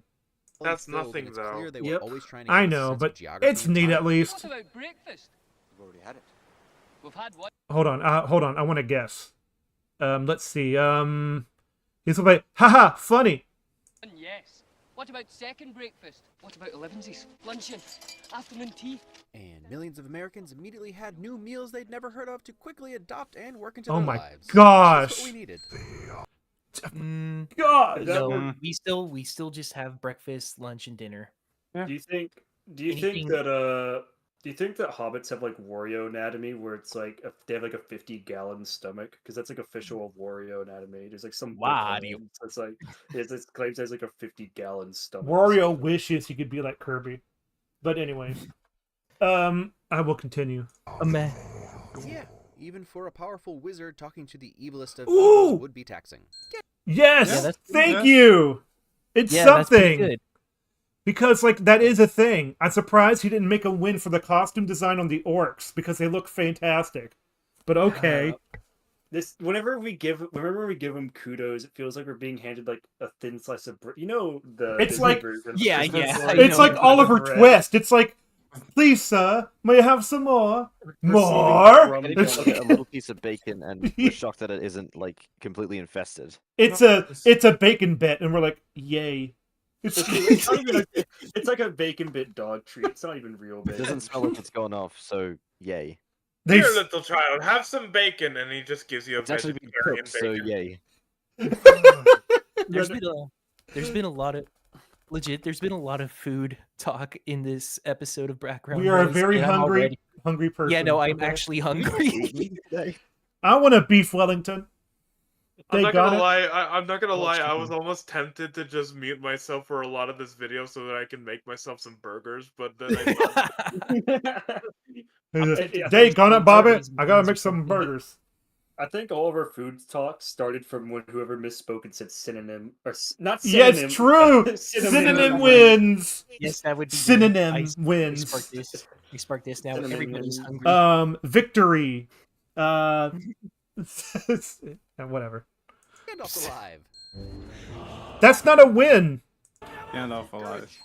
As Oh my gosh. He skipped Hey, over guys, it. Really. Guys, he doesn't have a lot to talk about When it comes to in this Sam. video. As terrifying as awful the thing is, of course, the ring race. Let's see Frodo when he's wearing the ring. They're hunting. Well, I mean, that's it's their such a real great form. moment That's the kings of old, and you can such- see their real selves. They almost look like sort of they don't really have an emotion. It's almost like, man, I kind of feel It's almost sorry like for they're them. skeletons. Yeah, They look like mhm. they look to me. They more look like husks, like Apollo husks. Also, minor thing, Mhm. I find it funny how in the transcript, Mhm. hold up, wait. It's considered when he's wearing the thing. Never mind. I'm gonna put up Okay, I have some nothing to say- I have nothing to say about YouTube transcript emotes. Boom. anymore. Ha ha ha. Anyways. these look like the type of guys who had one too many cows. No, or too little. Yeah. Froggo, you made a mistake. They are the Urukows. No. I think Cinema Wins has driven us insane. I think I we think started it's talking I think about- I think it's just there's no substance, and that's why we have to create our own. I think Froggo. To be fair, I think Froggo was the one who created Rook Cows, and like he's had a lot of pain over the Orc past few days. cows. I mean, he had to play the Indiana Jones game. He had to listen to bad fan. Speaking of okay, timeout. Hold on, Froggo. How do you feel about the Indiana Jones game? No, shut up. Shut up. Anyways, Falco, go ahead. Dang it. Speaking of the Indiana Jones game. because I was watching the real BBC and Mulder showed off his gameplay where he shoots the guy in the face like 5 times in a row and it doesn't affect him. So that was fun. Hey Froggo. What? I want to You didn't continue. take a picture at the correct angle. I didn't either. Oh, You didn't get it at a good angle. I'm sorry. Terrifying and awful as that is, of course the ring wraiths can see Frodo when he's wearing the thing they're hunting. Well, do you know why that is? Could you explore that? No, of course not. Can we have some more? Because that's it. It's like that's the shadow spell. That's the other side of the veil. It's give me 2 more crumbs of your the brown ring bread. does not make you invisible. The ring takes you to another plane of existence, and that's where they are. All right. Another thing I'd like to point out is Ah. the ring gives you exactly what you want in that moment until there's a chance that it's going to be taken by somebody that it wants to be taken by. Which is another thing that Which is why Frodo is such courage lad, because he has it on and he still resists. And I'm like, wow, what a that's such a Chad thing to think about. It's like, man, he was at most tempted and he still pulled away. It's like, good stuff. Yeah. Anyway, Let's just talk about how Aragorn takes out 5 freaking Nazgul, including the Witch King. well, how did he do that? Oh, is he gonna criticize this moment? Because this moment is Nope. Face torch. It's funny. It is funny because it's unrealistic. I know it is, but I'm surprised he didn't start the Oh scene my off by showing the bird, and then he goes, "Bird!" Oh gosh. it's Well, daytime. It's daytime. That's the sun over there. Ding. What Froggo? You have something against birds? You have something to Alwyn right now? What do you have against How dare you, Falco? Froggo. birds? This is why I wanted to add the ding to the soundboard. You knew he was going to commit a sin later. And then then you go scree ding. Scree. Also, it says, I'm honestly probably not talking about the score enough because it's one of the best ever composed. Yes, you're right, but you don't need to repeat your points. You Yeah, he literally does said this repeat his multiple points a lot. times It's already. It's kind of funny. You know- It's like there are other things you can talk about. That's not the score. There's something he could talk about the score, like Yeah, he could each say individual why. score and the way it's used in that Mhm. moment. For And sure. maybe you could talk about motifs of the score of like multiple different songs in the score throughout What the are the- movie and how it works with the visuals. I or just something. hate how he doesn't do the research. He just goes off whatever he feels. It's like, it's kind of funny when I was watching the EFAT movies the second time around for Fellowship, and they use like a real chains on the drums or whatever to make the sound of like in the music. I'm like, I didn't know they did that. That's really cool. It's like the live show must be a treat. Like, ugh. Headache. I am getting headache. Me Don't blame too. you. 12-12. Nice stop. Take some Are we not talking about ibuprofen. the score enough because it's one of the best ever composed? Howard Shore Bum, is a bum, master. bum, bum. But this transition from the very industrial threatening Ooh, there we section of go. Knife in the Dark, There another it chapter goes. title I might add, that turns into some hopeful operatic voices signaling Gandalf's imminent rescue. Hey, it's Bilbo's trolls. They said that in the movie. They Well, set it up. They Yeah, set they it set in it up. They said it in the extended version where Bilbo. No, not Bilbo. It's like, it was look, it Mr. was Frodo, Sam. it's Bilbo's trolls. Yeah, it was Sam who said that in the extended version. I don't think that's extended. I think that's theatrical. I remember that. No, Either way, it sucks. no, that's extended. Yeah, I- that is actually an extended edition change. Well, I remember that theatrical for some reason, but You probably remember Bilbo talking about it in the theatrical, but it was Sam who was like, "Hey, look, it's Bilbo's trolls." That was in the extended version. Turn them all to stone. That I've, again, literally never noticed in the 913 viewings of this film. Glorfindel? Really? Nah, JK. Oh, it's theatrical. Oh my goodness. I know it is.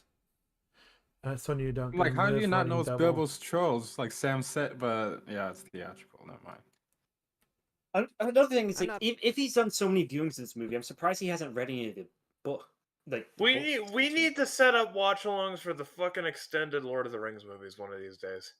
I agree. Are you sure you want to do? I think, well, the thing is, it's a positive thing, so we're more than likely not going to interrupt or talk a lot, unlike fucking. Well, actually, I'm willing to bet if we were to do. Oh no, I'm just saying just to watch it, you know. Yeah, it'd probably take us less time to get through one. So okay, so if we're going to talk, I hate to say we take 10 cinema wins videos. And then we take the entirety of the extended edition. It'll take us less time to get through the extended edition than it would be those 10 Cinema Wins videos, guaranteed. All right. Not 100% sure, but I think that Sonya Duncan lives riding double. So good on her for getting Why don't you look it up? in there. Yeah, And you a fun can detail look that it might up. go unnoticed is that Frodo is seeing the real majesty of Arwen's elf self, but she's in all glowing white. It's the light of LOTR or whatever. I can't remember the god's name. I think the symbology does still work. Oh, absolutely. I'm just saying it's the light of the elves, which is coming from God, essentially.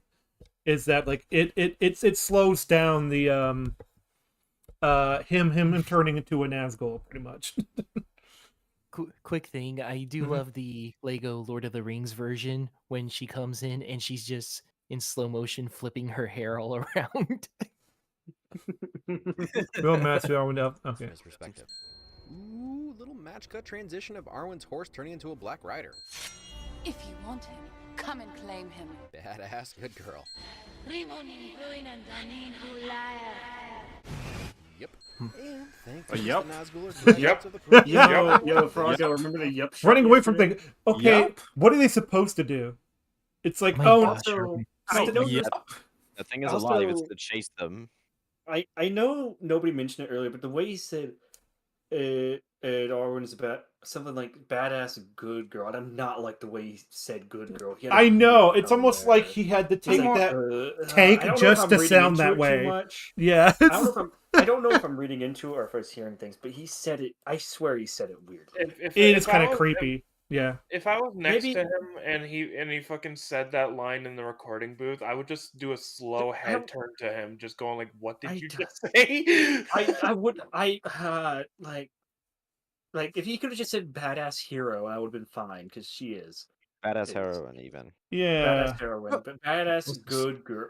If he says badass good girl normally, that would have been fine. But the issue is he says badass and he lowers his voice, good girl. Like I did it much more creepily. I'm exaggerating, but you get my point. It's like He's Palpatine. It's like Palpatine in Revenge of the Sith. Cool. Good, yeah. And in Return of the Jedi. Yeah. You don't talk about Anyways. Oh, don't do that again. That was disgusting. Moving on. Moving on. Do it again, you little twit. You deserve to be thrown down a damn power shaft. You deserve to get all the Sonic criticism. Nah. The moth I'm leaving the not to frame for either of Eagle to those. enter. Also, Guac here to the rescue. I think we just throw a boilerplate Rivendell is ridiculously gorgeous one on there. Yeah. I am ready to go home. It's not wrong. It's kind of. I know he's not wrong, but it's like these are. It's kind of funny when he says that his ads are boilerplate. I'm like, yes, they are. Yes. I feel like he. Why would he not mention how Rivendell feels like? Because Rivendell, we don't see any of we don't see Frodo again, and until we get into Rivendell, I'm surprised he didn't mention the contrast of tones between when we previously saw Frodo and then when we see him in Rivendell, and how that sort of ends the first climax of the movie. It's kind of funny how he First of mentions nothing three about pacing. Like, yeah, so there's like 3 climaxes in Yeah, I think there's three. I think there's three overall climaxes in. No, I think there is three overall climaxes in. It always Lord confounds of the me Ring. how like I've never been to a You could like even a class on any sort of film thing, but I'm like, what about pacing? Like, it's really good pacing in this movie. We need to finish this video because I'm genuinely getting a headache. I know. You know, I'm sorry. Let's get to the 15-minute mark, and 15 or 16-minute mark, and I think we should call it off. Will this be a two-parter? Hugo weaving is always a win. Wasn't a broken egg. You already said that. No. I know, but we'll let it go. Oh, Sean, you're always the butt of the joke. If that's not the perfect example of all the complaints Elrond just had about men. Men are weak. The race of men is failing. Too proud to admit a mistake and just pick up the sword. But then the one who could lead the race of men shows the sword its due honor. He said you'd... That's kind of a. I mean, I actually like that. I've never really considered that, but yeah, that is. I think he's reading that scene to his own interpretation correctly. I agree, mm-hmm. because you can also make the argument that that Boromir would be how he does definitely have aspects. He does definitely have aspects of like arrogance, the failures of men. Yeah, he has the arrogance aspect of men but it also shows he also shows the potential of respect, because before he's like, it's just it's like, this is a sword. Wow, like he's in reverence, but then when it cuts him, it's like it's only one a broken heirloom. It's like, yeah, interesting. And another thing is this. It also contrasts him compared to his brother Faramir, because Faramir. Faramir. Sorry, it's fine. Far away, Amir. Far. Far Faramir. There we go. But yeah, point is I'd say with the way Denethor, it's also interesting how they contrast as characters, because of the two, Faramir. Fuck it. It's okay, dude. It's okay. I won't judge you for that. Yeah. But him as a character contrasted to. Yeah, me too. I fucking repeated myself 3 times, aren't I? I'm a mess right now. Point is, Boromir represents more of the folly of man, and even with his honor, despite being the more liked by Denethor, while Faramir is definitely the more, for lack of a better term, I'd say he represents the better side of man to extent. I think he represents the heart of mankind. The heart? Yeah. Where it's like Boromir represents the strength of mankind, where it's like where he does honestly, he might give in, but he definitely shows what his real quality is in the end. Because I also like how. Oh, sorry, you go first. But of course, like the reason why Boromir is so interested in the thing in the first place, because I guarantee Isildur is like probably like one of their biggest like contributors of why they're so arrogant, is because the guy was he probably like, oh man, the guy was so cool back in the day. He probably wasn't not as good as he was, but you know what I mean. It's like it's like a fairy tale taught at like your bedside every night. They keep the royal the royal men, and sort of like keeping on that legacy as it keeps getting traded down. So it's like, And you have Denethor, who I'd consider the second primary fool, because in Lord of the Rings, the selfishness of man. He's a selfishness of man, but I'd say there's 2 people you could consider the great fools. First one being Saruman, the second one being Denethor. And they're fools for different reason, but their foolishness stems from a same sense of hopelessness. It's in them winning against Sauron.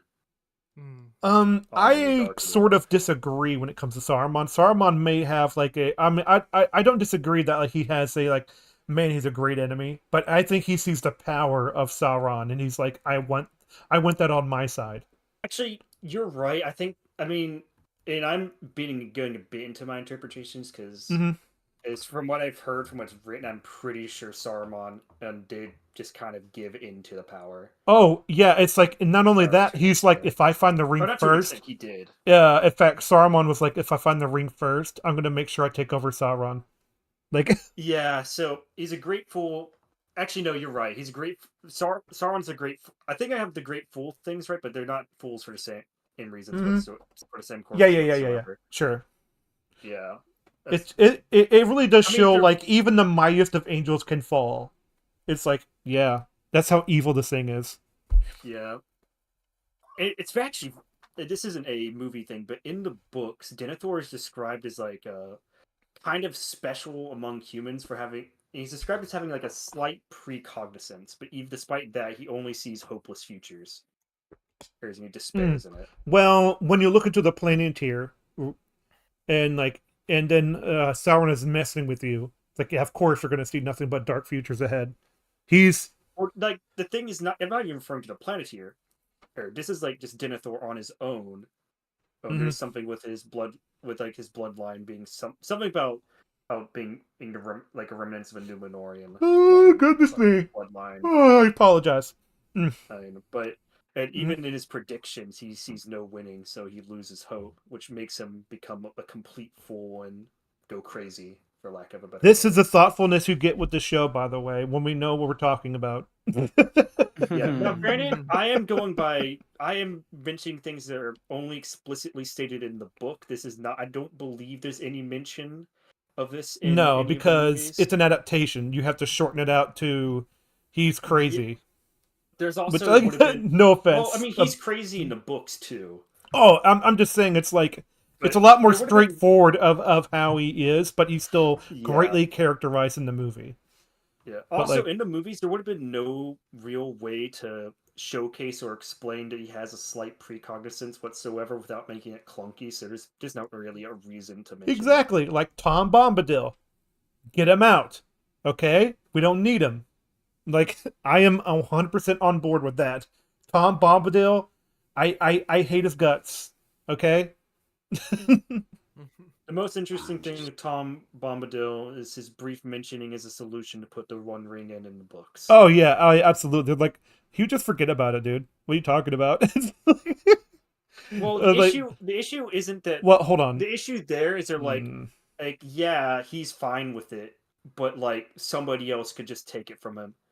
Well, yeah, just flat out take it from him. He just wouldn't care, and he's like, this is boring, guys. I don't want to do this. It's like, yeah, the issue is that it would only stall the problem. It wouldn't fix the problem. Anywho, let's continue. No offense to your story. Yeah. I know, no offense. The immortal life.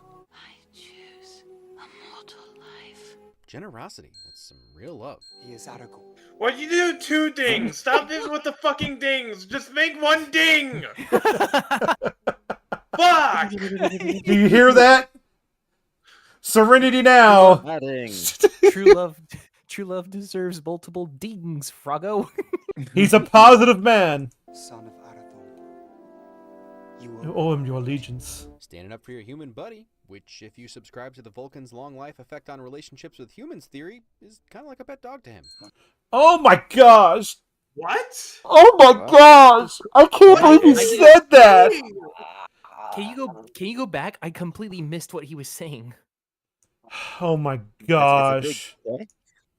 Forgive me, guys. Standing up for your human buddy, which, if you subscribe to the Vulcan's long life effect on relationships with humans theory, it's kind of like a pet dog to him. He sees Aragorn as a pet dog. Are you... What the... So, what he just said... Also, he's insulting Star Trek fans because Spock sees Kirk as a dog. No. So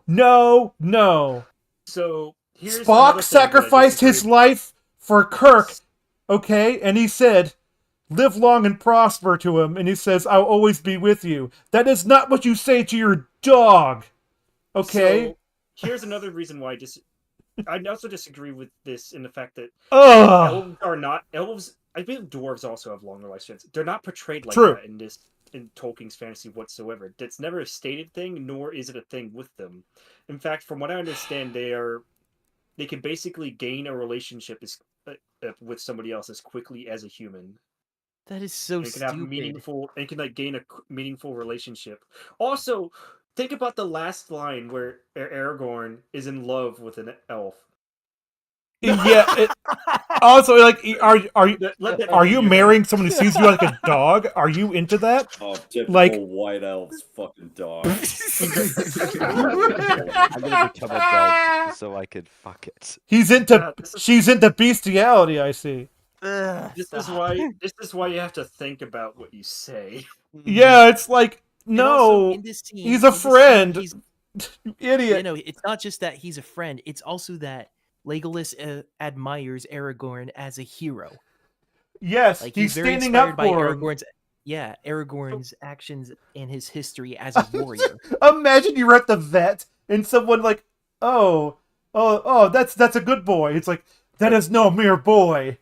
That is Sir Ribe, the Saint Bernard, He said and you owe him your standing up for allegiance.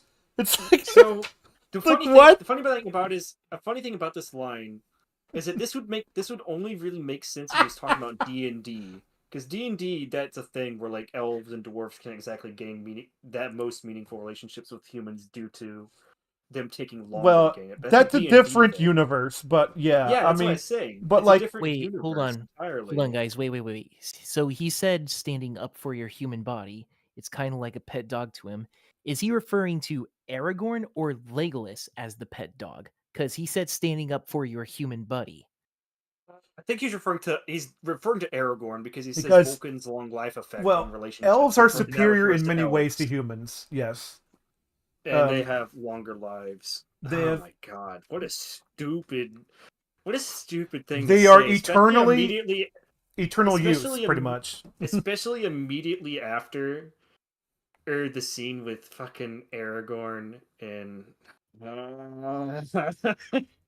It's so. Oh, This is easily the most atrocious part of the video. This is a joke, but it's like it falls flat so much. It falls Dude, flat so. Dude, this is worse than not having anything to say about Sam. You're terrible at this, dude. This guy's a fucking idiot.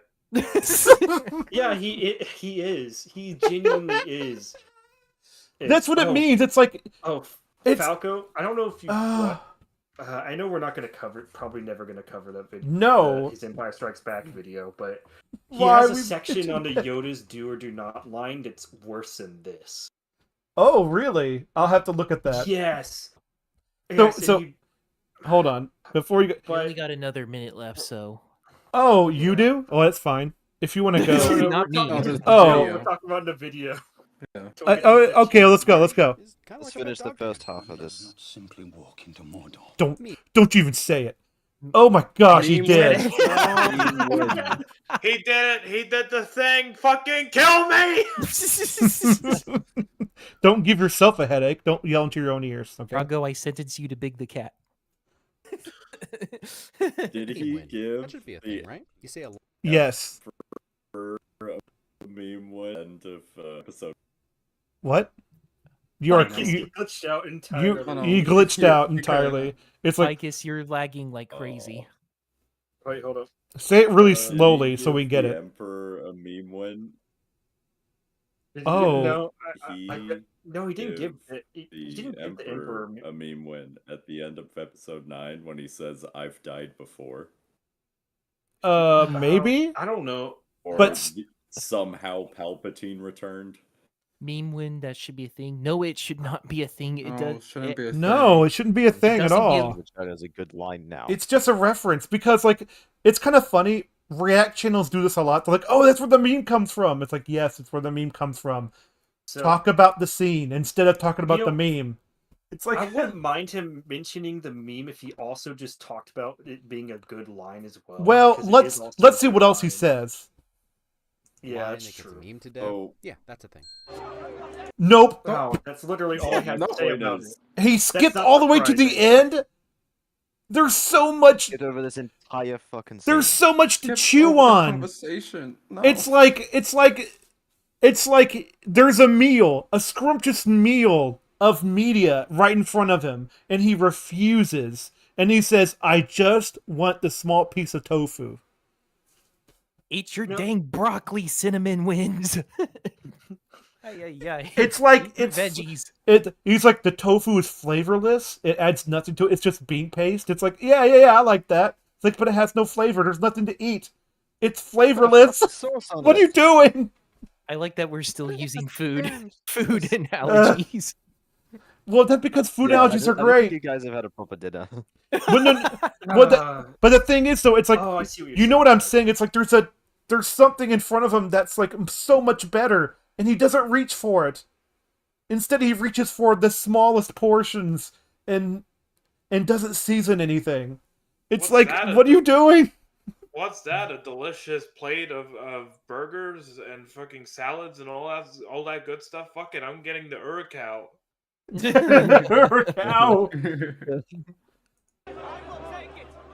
Courage, self-sacrifice, and just all around changing the conversation. Also, Gandalf's face showing both crushing disappointment and relief all in one look. Brit! Yeah, that's actually very good. But like, I don't. The thing is, though, it's like, it's kind of funny because like I think that face is like, I wish didn't say that, Frodo. But then he's also like, but he's the only one who can do it. You know, I really like how he pointed that stuff out, but at the same time, I'm pissed he did so many fucking dings. It's in the movie. Yeah, no, I was thinking about that. But that's the whole thing, time. though. This is still service level sort of things to like to sort of appreciate. So dread, not just semi. Yeah, semi-off I don't like the word disappointment he used there. Semi off topic, but I never realized how yellow the scenes in Yeah, it was filmed in Mexico. Fucking Mexico. It was filmed in District 9. You ever love it when you casually forget a place of one of the most important locations of the entire film and book series? Rivendell. Rivendell. He says, "Rivendell, you stupid moron! Get it right." Rivendello. Rivendell. Sorry. Rivendell. Go ahead. Oh gosh, yellow telly. But yeah, I never realized how yellow these scenes were. But now Mhm. I know it's a good thing that it makes sense because it gives it a warm, comforting feel, which works when you initially. It's definitely initially color hear- grading. Yeah. Yeah. Oh yeah, definitely. And it works. Courage, sacrifice, and Because it's meant to be the first crushing warm and welcoming disappointment. place in a while. Yeah, you're right, Sunlee. Mm-hmm. Crushing disappointment? That's not disappointment. That is not crushing. Hold up. So is he? It is he showing relief, what though. The face he's talking about. He's talking about. referring to- good job, Sunley. But the thing is, so like, I understand what relief is the right word, I think, because it's like, oh, thank goodness he's going to do it. But like, and then the first part is like, why did you say that? Because now you have to go on the journey, and he knows what that means. He knows what all that encompasses. But then he's like, but it's also a relief because he is taking it. So it's like, and so in order to comfort him, he's going to say, I will take this journey with you to make sure that you do it. Because like that brings him, that brings Gandalf comfort. You know, because that's what he does. So it's like, brilliant. It all follows. Also, I'm now realizing what you mean by he skipped the conversation. I can't believe he skipped that conversation because I'm realizing where he skipped to, and afterwards, holy crap! How I know, like there's so much meat to chew on in the dialogue. That's like a good full like a minute, 2, 3. I forget how long this. What Boromir says. Instead of talking about the meme, talk about what it means. A long scene too. It isn't. It is one of the most important scenes of the entire trilogy. It what sets up the next two movies. It sets up this movie as well. Well, yeah, it sets up the journey for the next two movies and the other half of this movie, yes. It's literally the halfway point, and given the title, it should be called The Fellowship of the Ring. Like, I'd argue it sets fate into stone, essentially, from this point onward. mm-hmm. It should be called Fellowship of the Schming. Anyways, The fellowship of the Around Shmeen. changing the conversation. What Also, are you Gandalf's face showing talking both about, crushing Froggo? Hold up. disappointment and relief. Put the Shweem in the Wombos. No, this is the Fellowship of the Ding. It was a little Lame. joke. It was a little joke me and my friend used to have where we would refer to Lord of the Rings as Lord of the Schmings. Shming. That does sound like a Muller gag. a Are little you bit. are you like a Wayne's World like thing? It's like swing. So anyway, I Hold- wonder what they call the Chinese emperor of the Ming dynasty. Brett, Lord of where's the Ming. what? Who's Brett? I assume it's like a fucking reference to some TV show or something like that. Yeah, Hold I on, don't know. Brett. I don't Maybe care. that extra who's playing that elf is like the same guy who plays that character or something like that. That's what I'm Yeah. assuming. I guess. Sorry, I didn't mean to interrupt you, but I'm just like I'm trying to laser. Like Don't worry, you're saying you're actually referring to the video. I was making a stupid joke. oh, I thought that's all we were doing today. All right, that's cool. Yeah, I mean, but I was like, I was making a dad joke. It's like Lord of the Ming. That's what you call it. The Ew. Chinese Oh, emperor okay. of the Ming dynasty. Okay, so Brett and Uh-huh. Jermaine, apparently they're from Uh-huh. a New Zealand musical comedy duo called Flight Oh. of the Conchords. So Okay, whatever. that's what he's referencing. That's what you're known but- for, New Zealand. Lord of the Rings and 2 comedians. All right. It's good for you. Where's Jermaine? I do not know the way. Also, more honesty. You shall be the fellowship Shut up. of the ring. I don't. Great, but wait, what about Tom Bombadil? No. Shut up! Oh my gosh! Shut up! That's probably the point As light as a where we stop. and as hard as Okay, hold on. I'm gonna right now. Ah, So- Charles Q were shadowing. Oh my gosh, you're terrible at this. Why'd you Why- pause right here? Why did it have to end on a foreshadowing Also- bit? Also, I'm actually gonna knock on a point. That's not really foreshadowing. That's just Chekhov's gun. Chekhov's gun. That's Hold like on. done on stage. Hold on, Falco. Oh, damn it. He rewinded. Damn it. Well, you can always pause it and then take a screenshot of the Bilbo meme. Anyways, That's I think we're literally gonna all of stop. us watching this. I'm all gonna of us stop it watching at this video. time. Yeah. 1441. So, funny thing is, We may that's not one- continue this. Okay, we may not because That's fair enough, man. I wouldn't blame you for just not continuing. because here's the thing. It's like I could just skip to the end and be like, "Oh, look, we made it! Look at that." Why did we have to fucking? Why did the video that stopped us was a fucking everything great about? Because he's terrible at his job. There you go. Hold on. That's the Hawkins this- Raver of this. Hold on. Is this? No, it is Hawkins not. Raver. I am I out. thought it was. Hawkins Raver. I thought this was gonna Hawkins be the Razor? longest, Oh yeah, Hawkins episode. Razor. Yeah. That's what I I said. thought this was gonna be the longest episode yet, but apparently not. Oh, I've had longer episodes. Oh yeah, I see your response. So I'm Your gonna video about JXP. I'm gonna exit that. I have disbanded Watch Together. So Hooray. No worries. all right, 1441, good year for alcohol. Is it 1441. really? I don't know. That's what Bilbo says, I think. But anywho, so I give update for me. I'm doing a Deep Rock review. I did some editing. I've gotten like 5 minutes in. So I'm like, God, yay. And I'm doing script for page 2. And then I'm I'll do having editing for that. anger- hmm Yeah. Why having am I doing it? Because aneurysm I at want the- to. Sorry. It's I interrupted fine. you 3 times. I spelled alcohol in a way that gave me a brand new aneurysm. I can't believe I spelled it that incorrectly. I don't know what you wrote, so I was like searching up. It's like Froggo said 1441. That's good for That- alcohol. That was was Falco. me. That Oh, was it's Falco. Falco? Oh my god. I'm sorry, Froggo. I'm getting the wrong people with F's in their name. F's in the chat, guys. F's in the chat. F's in the chat. Yeah, I spelled alcohol ALCHOLHOL. LOL alcohol. Oh god, that's I don't know why I spelled it like that. I spelled Oh, you know what like really not grinds wrong. my gears is when they put LOL as words in like a sitcom. I'm like, kill yourself in Minecraft. Please. I wholeheartedly agree. It's like, He seems like that type of person, the type of guy to go like, I'm gonna make a show. It's called LOL, everything great about it. It's like, kill yourself. in Minecraft. Anyways. In Minecraft, yes. Yes, in Minecraft. Go into Minecraft and then hug a creeper. I know about Minecraft because I've never played it, but you know. Yeah, I know about mine. Well, I can't say the rest of the. I know about Minecraft. You know, I think it's good we didn't have Redacted here because I'm pretty sure Redacted would have absolutely lost his shit with this video. Well, let's not talk about. Let's not do that. Okay, let's not talk about him. Okay, that's fine. But like, I'll have to. So yeah, this is the first time I've ever had 1, 2, 3, 4, 5, 6, 7, 8 people on the call. Not be named. No, 7. Well, 7. Sorry, I counted 8 for some reason.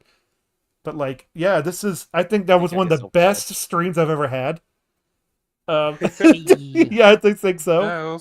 As how we're still live, by the way. But like, we haven't ended yet. Yeah, I'm just saying it's like I think that was really fun for everyone involved. I think because like it is sort of neat to like to know on a subject and realize that like you're not doing all you can, because here's the thing: I can criticize the Fellowship of the Rings and give it praises much better than these guys, and it's like, and I don't have a cinema degree, so it's like, how come a layman like myself can do it better? I don't. This is, you guys are successful. I like to think that maybe some people use their cinema degree as a source of like pride or whatever. Pride and accomplishment to justify whatever crap they can say. If I were to take, okay, go ahead. If I were to take a guess, I'm gonna guess not every cinema or media appreciation course is equal to every college, and some of course shit and not really like cared for or given in good funding. So then you just got less than ideal teachers who end up getting in.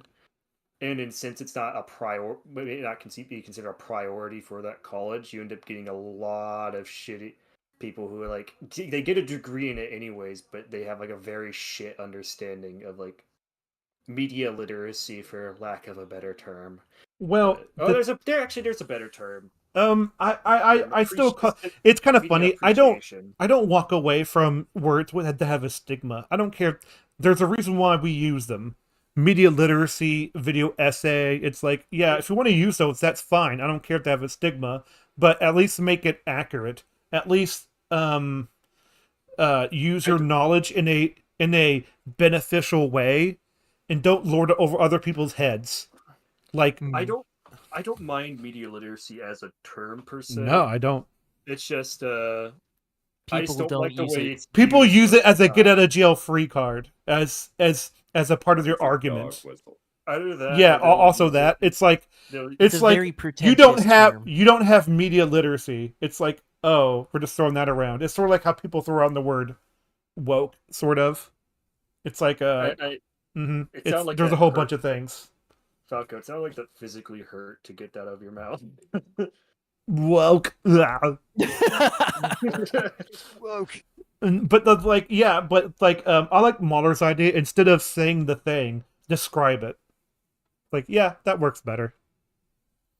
Instead of saying Legolas sees Aragorn as a pet dog for some fucking pet dog. Immediately after. Immediately. It's like I bind myself to you, my dog. my dog, my you Fido. have my Here leash. And here, it's like no. Instead of handing him a necklace, he hands like, here's a collar. I'm like, oh, okay. But it's not that like. But here's the thing: if they do see them as lesser, it's in a positive aspect. I know that's kind of a loaded thing to say, but like that means like they have pity upon them. They do not see them as lesser in a negative connotation. It's like they live one lifetime. I pity them. They don't have the light as we do. But like they're also restricted in that sense because if they stray too far, they become corrupted. So it's like, Well, there's also another thing. It's a bit. I mean, I'm sure elves do have a way of coping with it, but I imagine for younger elves, when they realize, oh shit, I'm gonna live past your lifetime, and you're gonna die. You're gonna be. You're gonna grow old and die. And while I still look young, as if I'm in my 20s. It's like I can't. It's the vampire curse. Yeah. It's just funny how you bring up such unholy creatures when referring to Well, the holy well, race. yeah. Well, I you know, know what you're. I know what you're saying. I've been watching like I just remember like what was it? Or I should say like Highlander. It's like he's in love with somebody, but she grows old and he can't. So it's like, oh, this is going to be sad. I have to find a way to deal with it. Like this brings me to a. You know, you continue first. You have an interesting thing to say, and I you're do. host. Wow, that's the first time everyone said that. So like, no, Only one person said it. Hold on, Go ahead. We gotta bring him back down, Falco. You're not interesting at all. Oh no. Oh gosh. Falco, you're as interesting as watching paint dry. Oh my gosh, that's I didn't know it was that Oh, it gets exciting. stuck Whoa. Falco, yours Get stuckmanized. You're Wow, as substantial as cinnamon wins. Cinnamon wins. Wait, guys, you haven't even thought about this. Falco is older than all of us, which means he sees us as dogs. What a fucking asshole. That's dogs. Look at that corgi down there. Stupid mini poodles. I'm Okay, scared to to know be which fair- one is the mini poodle, which one's the to corgi. be fair, Froggo, I do not think he was talking about living like I Frickin' think German the guy shepherds. Cinnamon Winds was talking about an extend like a longer than human lifespan, not the guy's a little older than. It's him by, a like, 2 or 3 joke. years, but Ree! I know, but I attempt to be best faith possible Anyways, until proven I'm- otherwise. I need to shut this down. I need to shut it down. We'll do it unlive. And so Goodbye, everybody. Bye-bye. Subscribe to my channel. Have a Merry Christmas. I will try to put Merry links to Christmas. channels when I can. It'll take a while for me to do that because I need to take a breather. And Fair I'm gonna enough. so bye-bye. My voice will be gone tomorrow. Have a Merry Christmas. Goodbye.